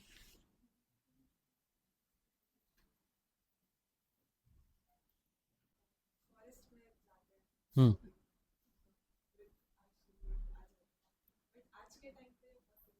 बराबर। ओके। देखिए कि आज के टाइम में ये पॉसिबल नहीं है। जो वर्णाश्रम पद्धति जो बताई है ना, तो वो अभी हम फॉलो नहीं कर सकते। इसीलिए शिल प्रभुपाद ने हमें दैवी वर्णाश्रम पद्धति दी है। तो दैवी वर्णाश्रम पद्धति में क्या होता है कि वो उसके बारे में पहले बताता हूँ, फिर तो दैवी वर्णाश्रम पद्धति ने क्या है कि अभी अगर हम देखते हैं ना, कि जो ब्राह्मण हैं, वो गुण और कर्म उनमें वो नहीं रहे हैं। तो पहले ब्राह्मण क्या होता थे कि यज्ञ करते थे, तो यज्ञ करते समय यज्ञ के लिए जो अग्नि लगती थी, तो अग्नि कैसे थी, वो मैच बॉक्स से नहीं करते थे, वो मंत्रों के द्वारा वो अग्नि प्रज्वलित करते थे। हाँ, और किसी प्राणी के जो आहुति देते थे, तो उससे क्या होता था, उसको आगे के यानी हायर शरीर मिलता था। अगर तो किसी मनुष्य का शरीर मिलता था या हायर योनि का शरीर मिलता था। लेकिन अभी ये वैसे उस प्रकार के ब्राह्मण भी नहीं है। तो शिल प्रभुपाद जी ने हमें दैवी वर्णाश्रम पद्धति दी है। तो दैवी वर्णाश्रम पद्धति में क्या है कि जो भक्त है, ये चारों वर्ण का काम कर सकते हैं। ब्राह्मण, क्षत्रिय, वैश्य और शूद्र। तो जैसे ब्राह्मण का क्या है कि जब मंदिर में डीटी वर्शिप होते हैं, तो वो डीटी वर्शिप करते हैं। हाँ, क्षत्रिय जब भी एडमिनिस्ट्रेशन करना है मंदिर का, तो जैसा हम देखते हैं बड़े बड़े रथ यात्रा है, जन्माष्टमी है, उसमें जो एडमिनिस्ट्रेशन है वो करते हैं। वैश्य तो हमारे जैसा फार्म कम्युनिटी होते, गौशाला होते, वहाँ पे वो काम गोपालन करते हैं। और शूद्र यानी क्या है कि जो भी बाकी का मिनियल सर्विसेज जैसा है कि पॉट यूटेंसिल को हम वॉश करते हैं, वो सब भी करते हैं। तो ये शिल प्रभुपाद जी ने हमें जैवी वर्णाश्रम पद्धति दी है। तो जैसे ये यहाँ पे जो वानप्रस्थ आश्रम का है, तो ये वानप्रस्थ आश्रम अभी संभव नहीं है। हाँ, लेकिन क्या है कि भक्त घर में रह के भी ये कर सकते हैं। घर में रह के कैसे कैसे कर सकते हैं कि जैसे हमारी जो भी जिम्मेदारी है, अगर हमें लगता है कि हमारे पुत्र पुत्रियां हमारे परिवार का जो है परिवार का ख्याल रख सकते हैं, तो हमें क्या करना है, वो पूरा उनके ऊपर सुपर्द करना है, रिस्पॉन्सिबिलिटी उनके देना है। और हमें ज़्यादा से ज़्यादा सेवा मंदिर में करनी है। मंदिर में बहुत सारी सेवा है, जैसा हम देखते हैं मंदिर में बहुत सारे जो वरिष्ठ वैष्णव होते हैं, तो वरिष्ठ वैष्णव क्या करते हैं, चरणामृत देने की सेवा करते हैं। कुछ जैसा हमारे वरिष्ठ वैष्णव गोपाल आचार्य प्रभु को देख सकते हैं, उनका अभी एज 80 प्लस है, 84 85 रहेगा, लेकिन अभी वो एक्चुअली वानप्रस्थ जीवन व्यतीत कर रहे हैं और वो रह के उधर बहुत सारे अच्छे से सेवा करते हैं। हाँ, जब भी जन्माष्टमी के लिए फंड रेजिंग करना होता है तो वो बहुत अच्छे से सेवा करते हैं।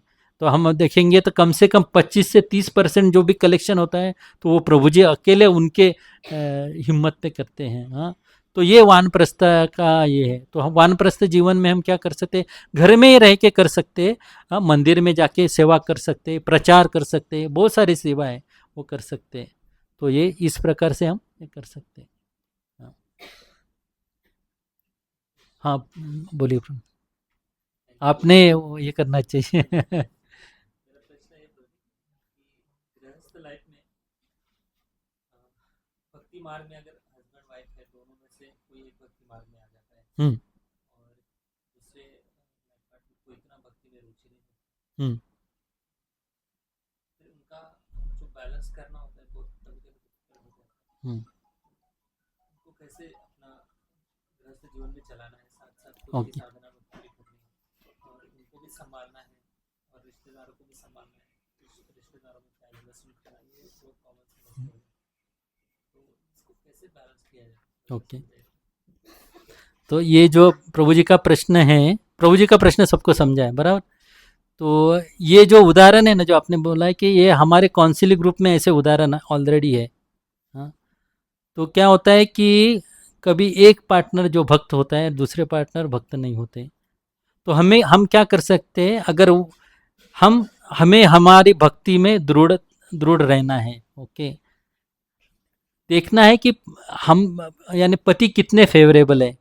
अगर पति फेवरेबल है, अगर वो बोलते हैं कि आपको मंदिर में जाना और सेवा करने के लिए आपको मना नहीं करते, तो हमें वो करना चाहिए। लेकिन वो कहते हैं कि नहीं, आप बार बार मंदिर में नहीं जाना चाहिए। तो आप क्या कर सकते हैं, कुछ ऐसी सेवाएं जो आप घर में बैठ के कर सकते हैं। तो हम वैसा करना चाहिए। अगर अगर पति की इच्छा है तो कभी कभी हम पति को भी, अगर हम अच्छे से उनकी सेवा करेंगे घर में, हाँ, यानी सब अच्छे से मिलता है उनको, उनको लगता है कि अरे ये तो, यानी अगर ये मैं भक्त भी नहीं हूँ फिर भी ये अच्छे से मेरा ख्याल रख रहे हैं। हाँ, तो ऐसा नहीं कि मुझे निग्लेक्ट कर रहे, तो मुझे जो भी चाहिए वो सब मिल रहा है, तो क्या धीरे धीरे वो भी फेवरेबल हो जाते हैं। और मेन यानी क्या है कि कृष्ण प्रसाद। हाँ, जब भी हम घर में कुछ बनाते हैं, भगवान को भोग लगाना है। भोग लगा के वो जो है वो प्रसाद देना है। प्रसाद देने से क्या होता है, प्रसाद में इतनी पोटेंसी है ना कि वो हृदय परिवर्तन हो जाते, धीरे धीरे वो भक्ति मार्ग में आ जाएंगे। हाँ, ये हमने देखा है कि कभी भी हमें उनको फोर्स नहीं करना चाहिए, दूसरे पार्टनर को फोर्स नहीं करना चाहिए। हाँ, उनकी क्या बोलते हैं कि हम मराठी में कहते हैं कि कला कला नहीं घ्यायला पाहिजे, उनके इससे लेना चाहिए। लेकिन हमें क्या है ना कि हमारे जो प्रिंसिपल है उसे कॉम्प्रोमाइज़ नहीं करना है। हाँ, अभी घर में प्रभु जी भक्त नहीं है। हाँ, अगर आप बार बार मंदिर में जाएंगे, हाँ, बोलेंगे मैं मंगल आरती के लिए जाऊंगे, मैं पूरा मॉर्निंग प्रोग्राम अटेंड करेंगे, कि कभी एकादशी के दिन 64 माला का जप का ये है तो मैं उधर जाएंगे, और बाकी का घर में कुछ हम देख नहीं रहे, तो ये ऐसा नहीं होना चाहिए। एक बार क्या हुआ कि एक आपको ये सत्य उदाहरण मैं बता रहा हूँ। एक माता जी, हमेशा राधा गोपीनाथ मंदिर का उदाहरण है। एक माता जी, उनके पति भक्त नहीं थे, तो माता जी क्या होता है कि रोज सवेरे मंगला आरती और भगवान की सेवा के लिए, विग्रह सेवा के लिए आती थी। तो एक बार महाराज जी ने, परम पूज्य राधानाथ स्वामी महाराज ने उनको देखा, उनको पूछा कि हमेशा आप मुझे इधर सेवा के लिए दिखते हो, तो आप घर में कैसा चल रहा है? तो बोलते कि नहीं नहीं, घर में सब मैनेज हो जाता है। हाँ, और बच्चे का कैसा होता है? तो बच्चे सब मैनेज हो जाता है। और ये यहाँ पे आप किस लिए आए? तो महाराज को उन्होंने बताया, मैं यहाँ पे ड्यूटी वर्शिप के लिए आई हूँ। तब महाराज ने बोला कि आप तुरंत घर पे जाइए, आपके बच्चे ही आपके ड्यूटीज़ हैं, पहले आप उनकी सेवा कीजिए, पहले आप उनको संतुष्ट कीजिए और फिर बाद में आप मंदिर में सेवा कीजिए। अगर घर में अगर व्यक्ति अगर संतुष्ट नहीं है, अगर घर के लोगों की सेवा अगर हम अच्छे से नहीं कर सकते या उनको संतुष्ट नहीं कर सकते, हम मंदिर में आके सेवा करके भक्तों को संतुष्ट नहीं कर पाएंगे। हाँ, तो हमें क्या है कि घर का देखना है। हाँ, एज ए गृहस्थ करके हमारा पहला कर्तव्य है हमारा घर का ख्याल रखना है। उसके बाद जो भी समय हमें मिलता है वो समय मिलता है तो वो हमें मंदिर में वो सेवा करनी चाहिए। तो इसमें हमें ज़ोर ज़बरदस्ती नहीं करनी है, धीरे धीरे उनको आप कल्टीवेट कर सकते हो। ये और हमारे ग्रुप में ये एग्जाम्पल है कि माता जी भक्त थी, प्रभु जी भक्त नहीं थे। तो अभी क्या है कि माता जी का ब्राह्मण दीक्षा हुआ, प्रभु जी इनिशिएटेड है। एक उदाहरण है कि उसमें प्रभु जी भक्त थे, माता जी भक्त नहीं थी। तो अभी क्या है ना, प्रभु जी माता जी भी भक्त है, माता जी की भी दीक्षा हुई। ऐसे बहुत सारे उदाहरण हैं। तो हमें धीरे धीरे उनको ये करना है। धीरे धीरे हम अगर उनका क्या लाइकिंग है तो हम उनको मंदिर में लेके आ सकते हैं, मैंने कुछ फेस्टिवल रहता है उनको लेके आ सकते हैं। तो ऐसा धीरे धीरे का अगर आप उनका अच्छे, मेन क्या होता है कि बहुत बार यानी अपोजिशन क्यों होता है घर से, कि कभी कभी क्या होता है कि माताएं बहुत एक्सटेसी में रहती है, फनेटिज्म में आ जाती है। तो क्या होता है कि घर का सब छोड़ के वो मंदिर में चली जाती है। तो घर में बच्चों का कुछ देखभाल नहीं हो रहा है, घर में बूढ़े माता पिता है उनका ध्यान नहीं रख रहे हैं। अगर आप घर में आपका सभी कर्तव्य पूरा करके अगर आप मंदिर में जाएंगे तो आपको कोई ये नहीं करेगा, यानी क्या बोलते हैं उसको रोकेंगे नहीं वो। हाँ? तो हमें क्या करना है, धीरे धीरे ये करना है। हाँ? एकदम से हम ये नहीं करना है। तो इस प्रकार वो गारंटी है कि वो एक दिन भक्त बन जाएंगे। ठीक है, हरे कृष्ण। हाँ। मला विचारायचं होतं की एखाद्या व्यक्तीकडून आपल्याला त्रास किंवा दुःख मिळत असेल, म्हणजे एकदम जवळचा व्यक्ती आपल्याला खूप दुःख देत असेल, हम्म, तर आपले तो असं म्हणतात ना की आपल्या काही मागच्या जन्मांचं काही पापाचं फळ असेल ते तिला द्यायला आला हम्म. आहे या जन्मामध्ये, तर आपले ते पाप नष्ट करायला येत असतो तो व्यक्ती, पण मग त्याचं काही त्याचे पुण्य वाढतात की पाप.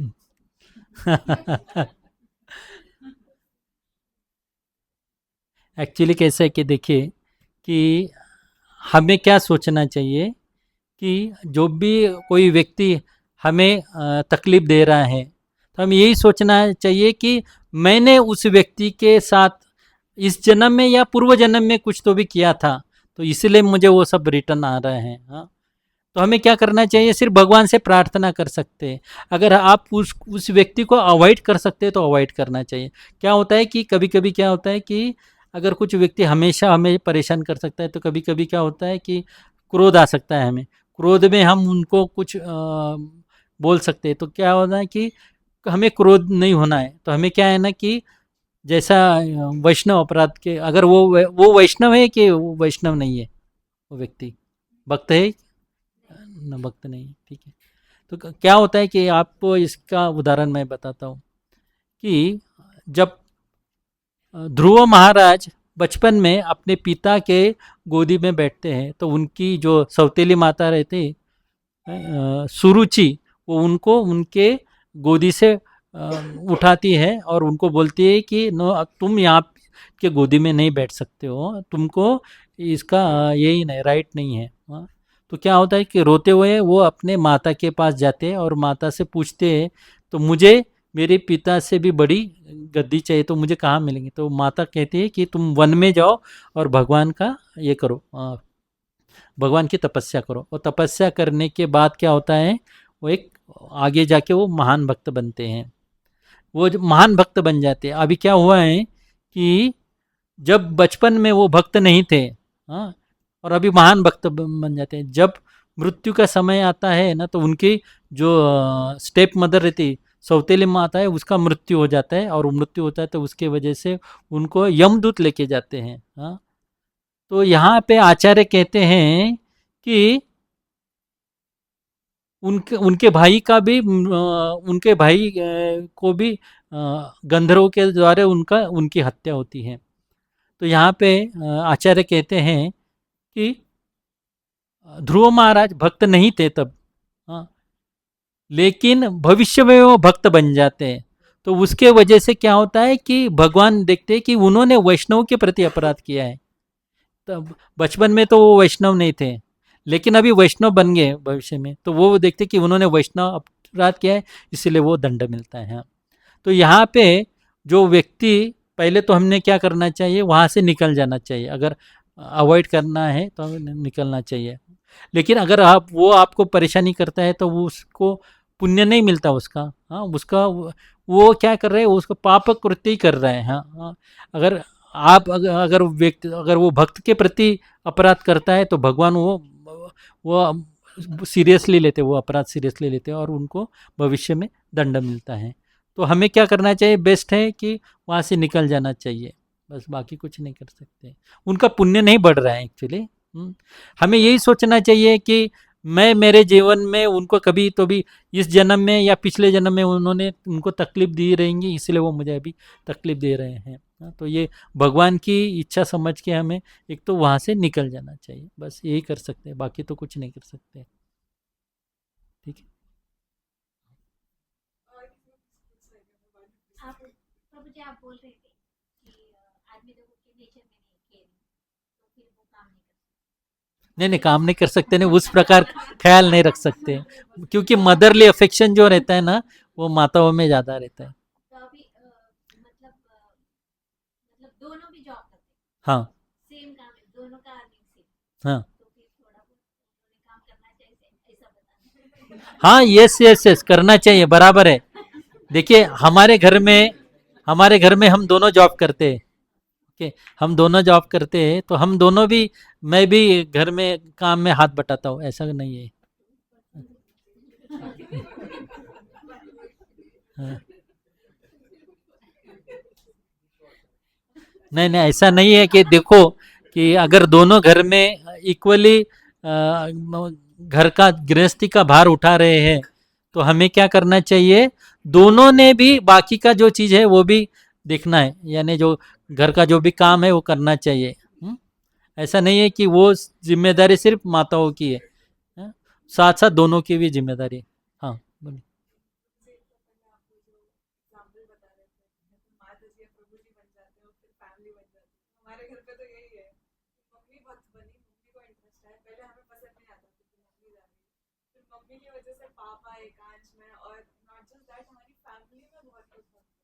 हम्म।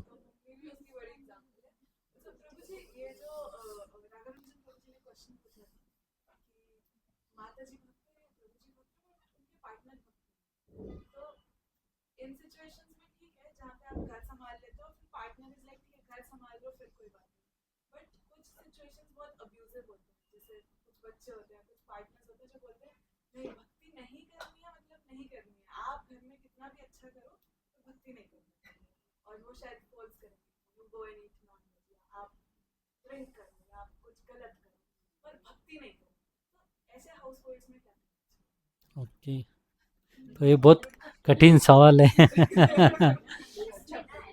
हाँ। ओके। जैसे ना देखो, एक मैं घर की स्त्री हूँ, है ना, मेरा कर्तव्य, पहला कर्तव्य क्या है कि मेरे बच्चों की देखभाल करना, हस्बैंड की देखभाल करना, पर वो पर्पजली ऐसे कर रहे हैं, ठीक है, तो हमें किसी भगवान की भक्ति तो हमें करनी है और उनका जो है वो भी मानना है, तो इनिशियली हम थोड़ा उनको स्पेस देना है कि ठीक है, नहीं तो हमारा हृदय तो कोई नहीं छीन सकता है, और भक्ति कहाँ से आती है, हृदय से आती है, हमारा हृदय तो कोई छीन नहीं सकता है, बराबर। सो हमें हमारा कर्तव्य जो है इनिशियली वो करते रहना है, और क्या पता भगवान को प्रार्थना भी करते रहनी है कि कभी उनमें ट्रांसफॉर्मेशन हो जाए, बराबर। बट ऐसे नहीं होना चाहिए, ये आजकल बहुत ज़्यादा फेमस है कि मतलब ये कि मुझे घर वाले ऐसे तकलीफ देते हैं, इसके लिए मैं भक्ति नहीं कर पाती हूँ, ऐसे भी उसका डिसएडवांटेज भी लेडीज़ ले रही है, करेक्ट, कि मुझे मतलब पति भक्त नहीं है तो मुझे बहुत, जैसे प्रभु जी ने एग्जाम्पल बताया कि मेरी पति भक्त नहीं है, बच्चे सुलाती हूँ मैं, पति को बोलती हूँ देखने के लिए, और मैं मंगल आरती से घर में मंदिर में रहती हूँ, तो ये बराबर नहीं है। ठीक है, जो मेरा पहला कर्तव्य क्या है, घर को संभालना, मेरे बच्चों को संभालना, उनको संस्कार देना, तो हमें वो पहले करना है और भगवान को प्रे करते रहना है। तो भगवान हमें निश्चित निश्चित ऐसे एग्जाम्पल से हमें उससे मतलब प्रेरणा देते हैं उनको, और वो भक्त भी बन जाते हैं। एटलीस्ट भक्त नहीं बनेंगे तो एटलीस्ट वो they will be normal peoples. ऐसे मतलब ऐसे अननेसेसरी ये करते थे, वैसे नहीं रहते वो लोग। प्रभु जी, ये तो एक्चुअली नॉर्मल जो बता रहे हैं इनका क्वेश्चन, ये रोज नॉर्मल सिचुएशन है, लेकिन उसका बहुत सिंपल आंसर है। आप एक होता है शो करके, जैसे आप माला कर रहे हो सामने, वो माला बंद कर दो, मन के अंदर करना शुरू कर करेक्ट, दो। जैसे और अपना continuously हृदय करो। तो कोई Even छीन जैसे नहीं हमारी सकता पार्टी है चल ना। रही होती है ऑफिस की, अभी रेगुलर है, Yes. जैसे बाहर चार बंदे बैठे हुए हैं, दे ड्रिंकिंग, उनको एक बार बोल दिया नहीं कर रहे, मन नहीं कर रहे, बट क्या हुआ, आप मत खाओ। एक बार फोर्स बोलेगा ठीक है, उससे बोलेगा ठीक है, इधर उधर हो जाओ, थोड़ा सा बहस भी करने की जरूरत नहीं पड़ती। तो बराबर। आप 10 बंदों में बैठे हैं, देर ड्रिंकिंग स्मोकिंग सब चल रहा है, लेकिन आप अंदर अंदर जाप करते जा रहे हो कॉन्टिन्यूसली, और वो आप रेगुलरली करते रहोगे, आप यूज हो जाओगे, कुछ भी इफेक्ट नहीं आएगा, लिटरली इफेक्ट नहीं आता। मतलब मैंने देखा, खुद अपने ऊपर आजमा के देखा है। नहीं मैं आता तो है। रेगुलर अटेंड करता हूँ पार्टीज, कुछ भी इफेक्ट नहीं आता मुझे। मतलब मेरे मन में वो भाव ही नहीं आता कि कोई मुझे क्या बोल रहा है, कुछ भी फर्क नहीं पड़ता। और मेरे को कभी ये भी नहीं लगता कि मैं नीचा हूँ, ऊपर वो बोलता है यार तू नहीं ये करता, मैं ठीक है, बट ना बहस करो ना कुछ, कोई इफेक्ट नहीं आता। और ये जितना आप जाप करते जाओगे कॉन्टिन्यूसली, इवन ऑफिस में भी, मीटिंग्स के अंदर भी, वो आपका शो करने की जरूरत नहीं है ना हर चीज को, क्योंकि आपको भिड़ने की भी जरूरत नहीं है। हाँ, अगर कोई अच्छा है कि कोई शो कर रहा है कि मेरे को अच्छा लग रहा है, तो फिर उसको और बताओ कि बराबर। हाँ भाई जाओ, आप करो, इधर जाओ उधर जाओ, तो फिर वो और आगे आएगा। लेकिन अगर आपको लग रहा है माहौल तामसिक माहौल है, तो आप अपना जॉब करते रहो कॉन्टिन्यूसली, अंदर ही अंदर, उसमें आपका कोई भी इफेक्ट नहीं आएगा, आपकी भक्ति भी कम नहीं होगी कभी, बराबर। आप उसको नॉन स्टॉप कर दो। वही, जैसे अपना हृदय तो कोई छीन नहीं सकता है, तो हम अपने हृदय में तो वो फिर अंदर चालू अंदर रखना करना है। पड़ता है, मतलब वो इतना शो नहीं कर सकते कई बार, बट अगर बंद नहीं कर अगर हम स्ट्रिक्ट रहते हैं अपने प्रिंसिपल पे, तो क्या होता है कि वो पहले प्रयास करते, जैसा प्रभु जी ने बताया, प्रयास करेंगे, लेकिन जब उनको लगता है कि नहीं व्यक्ति बहुत स्ट्रिक्ट है इसमें, तो वो फिर बाद में क्या करता है, वो आपका ही ख्याल रखेंगे, अरे नहीं नहीं ये व्यक्ति लेते नहीं करते हैं, तो इनको हमने परेशान नहीं करना चाहिए। तो आप वो पहले देखते कि आप कितना स्ट्रांग है। हाँ, तो वो बहुत महत्वपूर्ण है, हमें स्ट्रांग रहना है। हमें क्या है ना कि हम कहते हैं ना कि जो बाढ़ आती है तो बाढ़ में नहीं बहना है। हाँ, तो हमें हमारे प्रिंसिपल में डट के रहना है। तो ये जो आपने बच्चों का जो ये बताया ना आपने, तो क्या है कि ये ऐसे बहुत सारे उदाहरण हुए कि ये बड़े बड़े भक्तों के घर में भी ये उदाहरण हुए। तो बहुत बार क्या होता था कि भक्त पति पत्नी भक्त है, 16 माला जप कर रहे, दीक्षित भक्त है। हाँ, बच्चे बच्चे उनके वजह से वो मंदिर आ रहे, लेकिन अभी क्या हो रहा है कि सिचुएशन ऐसा है कि बच्चे, अभी माता पिता को मंगल आरती के लिए जाना है, इधर बच्चा सोया है, लेकिन ज़बरदस्ती से उसको उठा के लेके जाते हैं। जब भी देखो मंदिर में ही रहते, मंदिर में सेवा कर रहे, ये कर रहे। तो अभी इस इधर क्या हुआ है कि बच्चों को लग रहा है कि मेरे मेरे प्रेम के बीच में ये मंदिर आया है। हाँ, तो ये मेरे माता पिता मंदिर की सेवा की वजह से मुझे समय नहीं दे रहे हैं। तो हमें हमेशा ध्यान रखना है, अगर कुछ महत्वपूर्ण सेवा है, पति पत्नी में से एक व्यक्ति मंदिर में जा सकता है, दूसरा व्यक्ति घर का ख्याल रख सकता है, ये हमें देखना है। तो बहुत बार ऐसा भी हुआ कि कभी कभी क्या होता था कि बच्चे कुछ सुनते नहीं थे, तो माता पिता क्या कहते थे, चलो मैं अभी तुम्हें पनिशमेंट दे रही हूँ, तुम बैठ जाओ और बैठ के 16 माला जप करो। हाँ, तो ऐसा पेरेंट कहते हैं कि अभी मैं तुम्हें पनिशमेंट दे रही हूँ, पनिशमेंट से तुम्हें क्या करना है, 16 माला जप करना है। अभी बच्चा बचपन से क्या सुन रहा है, पनिशमेंट यानी 16 माला जप। हाँ, तो वो क्या है ना कि वो जो माला जप जो कर रहा है ना, वो प्रेम से नहीं कर रहा है। तो उसके मन में क्या इंप्रेशन आया है कि 16 माला जप करना यानी पनिशमेंट है। तो वो आगे जाके क्या है ना, वो भक्त नहीं बनता है। आगे जाके भक्त नहीं बनता है। वो चाहता है कि भक्तों का संग नहीं करना चाहते हो, क्योंकि वो हमेशा वो देखता है कि मुझे जब भी मेरे माता पिता की ज़रूरत थी, वो मेरे पास नहीं थे, वो मंदिर में ही जाते थे। हाँ? और जब भी मुझे कुछ भी पनिशमेंट मिलता है तो हरे कृष्णा महामंत्र जप करने के लिए कहते हैं। तो बहुत जगह पे हम देख सकते हैं कि बड़े बड़े काउंसलर उनके बच्चे भक्त नहीं है, क्योंकि शुरुआत के दिनों में जब हम क्या बोलते हैं नौसिखे रहते हैं तो बहुत उत्साह रहता है, तो उस उत्साह के इसमें हम क्या करते हैं, बहुत सारी गलतियां करते हैं। हाँ? तो हमें वो गलतियां दोहरानी नहीं है। हाँ? हमें हमारे गृहस्थ आश्रम में यानी बैलेंस होना चाहिए। हमारे घर का भी हमेशा प्रॉपरली ख्याल रखना है, साथ साथ हमारा मंदिर की भी सेवा वो भी करनी है। हाँ? वो बैलेंस तरीके से करनी है। अगर देखिए गाड़ी है, गाड़ी अगर जब कैसे चल सकती है कि दोनों व्हील अच्छे से बैलेंस हो। अगर एक व्हील बैलेंस नहीं है, एक नीचे झुका है और एक ऊपर आ गया है, तो गाड़ी अच्छे से चलेगी क्या? नहीं। हाँ? तो ये गृहस्थाश्रम की गाड़ी ऐसी है। हाँ? एक हमारा आध्यात्मिक जीवन है और एक हमारा सांसारिक जीवन है। हाँ? तो हमें दोनों का बैलेंस रखना है। अगर हम दोनों का बैलेंस रखेंगे तो ये हमारी गृहस्थाश्रम की गाड़ी अच्छे से चलेंगी और हम भगवान की सेवा करते हुए भगवत धाम पहुंच पाएंगे। नहीं तो ये पॉसिबल नहीं है। जो अनुष्का जो सिचुएशन बता रही थी ना, ऐसे होता है क्योंकि ये बच्चे ना अटेंशन सीकिंग बिहेवियर दिखाते हैं। जब उनको लगता है हमारा प्यार कम हो गया मम्मी से और पिता से, तो ये बिहेवियर दिखाना शुरू करते हैं। इसके लिए एक मतलब माता पिता का बहुत बड़ा कर्तव्य है कि हम बच्चों को भी कितना टाइम दे रहे हैं, फिर बैलेंस करना है।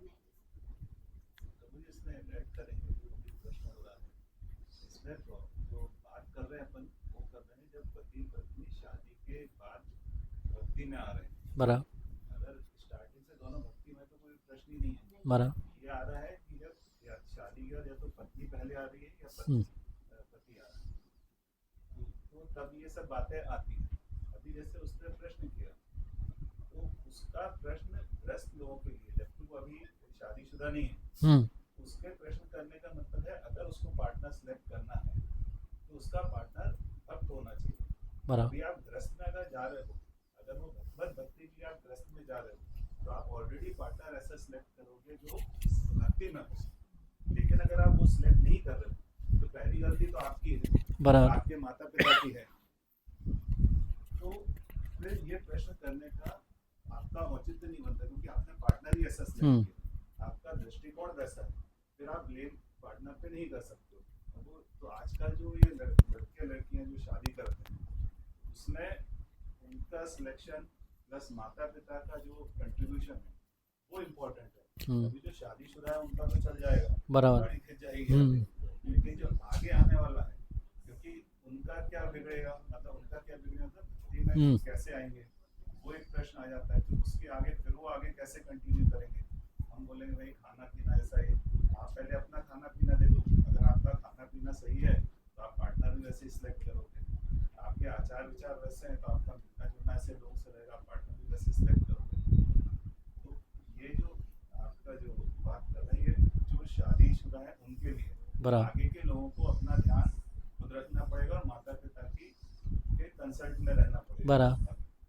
इसके लिए भी ना हमने मंदिर में एक अच्छा सेमिनार किया कि लड़कियों और लड़कों के लिए कि how to choose a partner, तो उसके क्या क्राइटेरिया होना चाहिए, कैसे रहना है, क्या सिलेक्शन में ज्यादा प्रायोरिटी क्या देनी है, क्या नहीं कम प्रायोरिटी में होना चाहिए, क्योंकि आज की लड़कियों का पूरा कंसेप्ट ही चेंज हो गया है, किसी को भी एडजस्टमेंट नहीं करनी है। बच्चों के अलावा माता पिता भी हो सकता है, माता पिता भक्त हो, लेकिन लड़के लड़कियों की सिलेक्शन में वो ये चेंज हो जाएगी। तो ये इसके पास अच्छा, मतलब उनको बाद में at the end of the seminar ना बच्चों को सब लड़कियां जो आए थे यूथ, उनको एकदम सेटिस्फैक्शन दिखाई दे रहा था कि हाँ उनको ऐसी कंसेप्ट क्लियर हो गई कि हाँ। इनफैक्ट ये इस्कॉन में अच्छी चीज है कि वहाँ पे आपका जो मैरिज ब्यूरो रहता है बराबर। हमारा मैरिज प्रभु जी वैसा ही हुआ है। इसको हमारा भक्ति में आने के बाद ही इस्कॉन में जो एक वो बहुत अच्छा चीज है कि आपका मैरिज ब्यूरो रहता है, तो आप वहाँ से अगर पार्टनर सिलेक्ट करोगे तो ऑब्वियसली भक्ति में रहेंगे। यस, तो उसमें आने के चांसेस नेग्लिजिबल है। तो वो परिस्थिति ऐसे गृहस्थ आश्रम बढ़ता है तो परिस्थिति बराबर। बात है, तो वो मिलजुल के करेंगे वो एक बहुत अच्छी चीज है। बराबर। हम लोग के इसमें भी जैसे हिंदू संप्रदाय में हम लोग देखते हैं कि हमारे क्योंकि संप्रदाय में इतना मिलते नहीं और हम लोग की पद्धति और खाना विचार भी सब है, उसमें मिलना और मुश्किल है। बराबर। तो वो लेकिन वो चीज इंश्योर माता पिता की जिम्मेदारी, हमारे आचार्य होते हैं कि बच्चे की आगे संस्कार कैसे जाएंगे उसका इंश्योर करना माता पिता का कर्तव्य है। आपने उनको दीक्षा दिलवाई है, आपने दिमाग लगाया, तो वो लाइफ उनकी शादी के बाद भी चले, वो इंश्योर करने की जिम्मेदारी आपकी। ठीक है, हरे कृष्णा। अभी हम यहाँ पे रुकते हैं, बहुत समय हो गया है। श्रील प्रभुपाद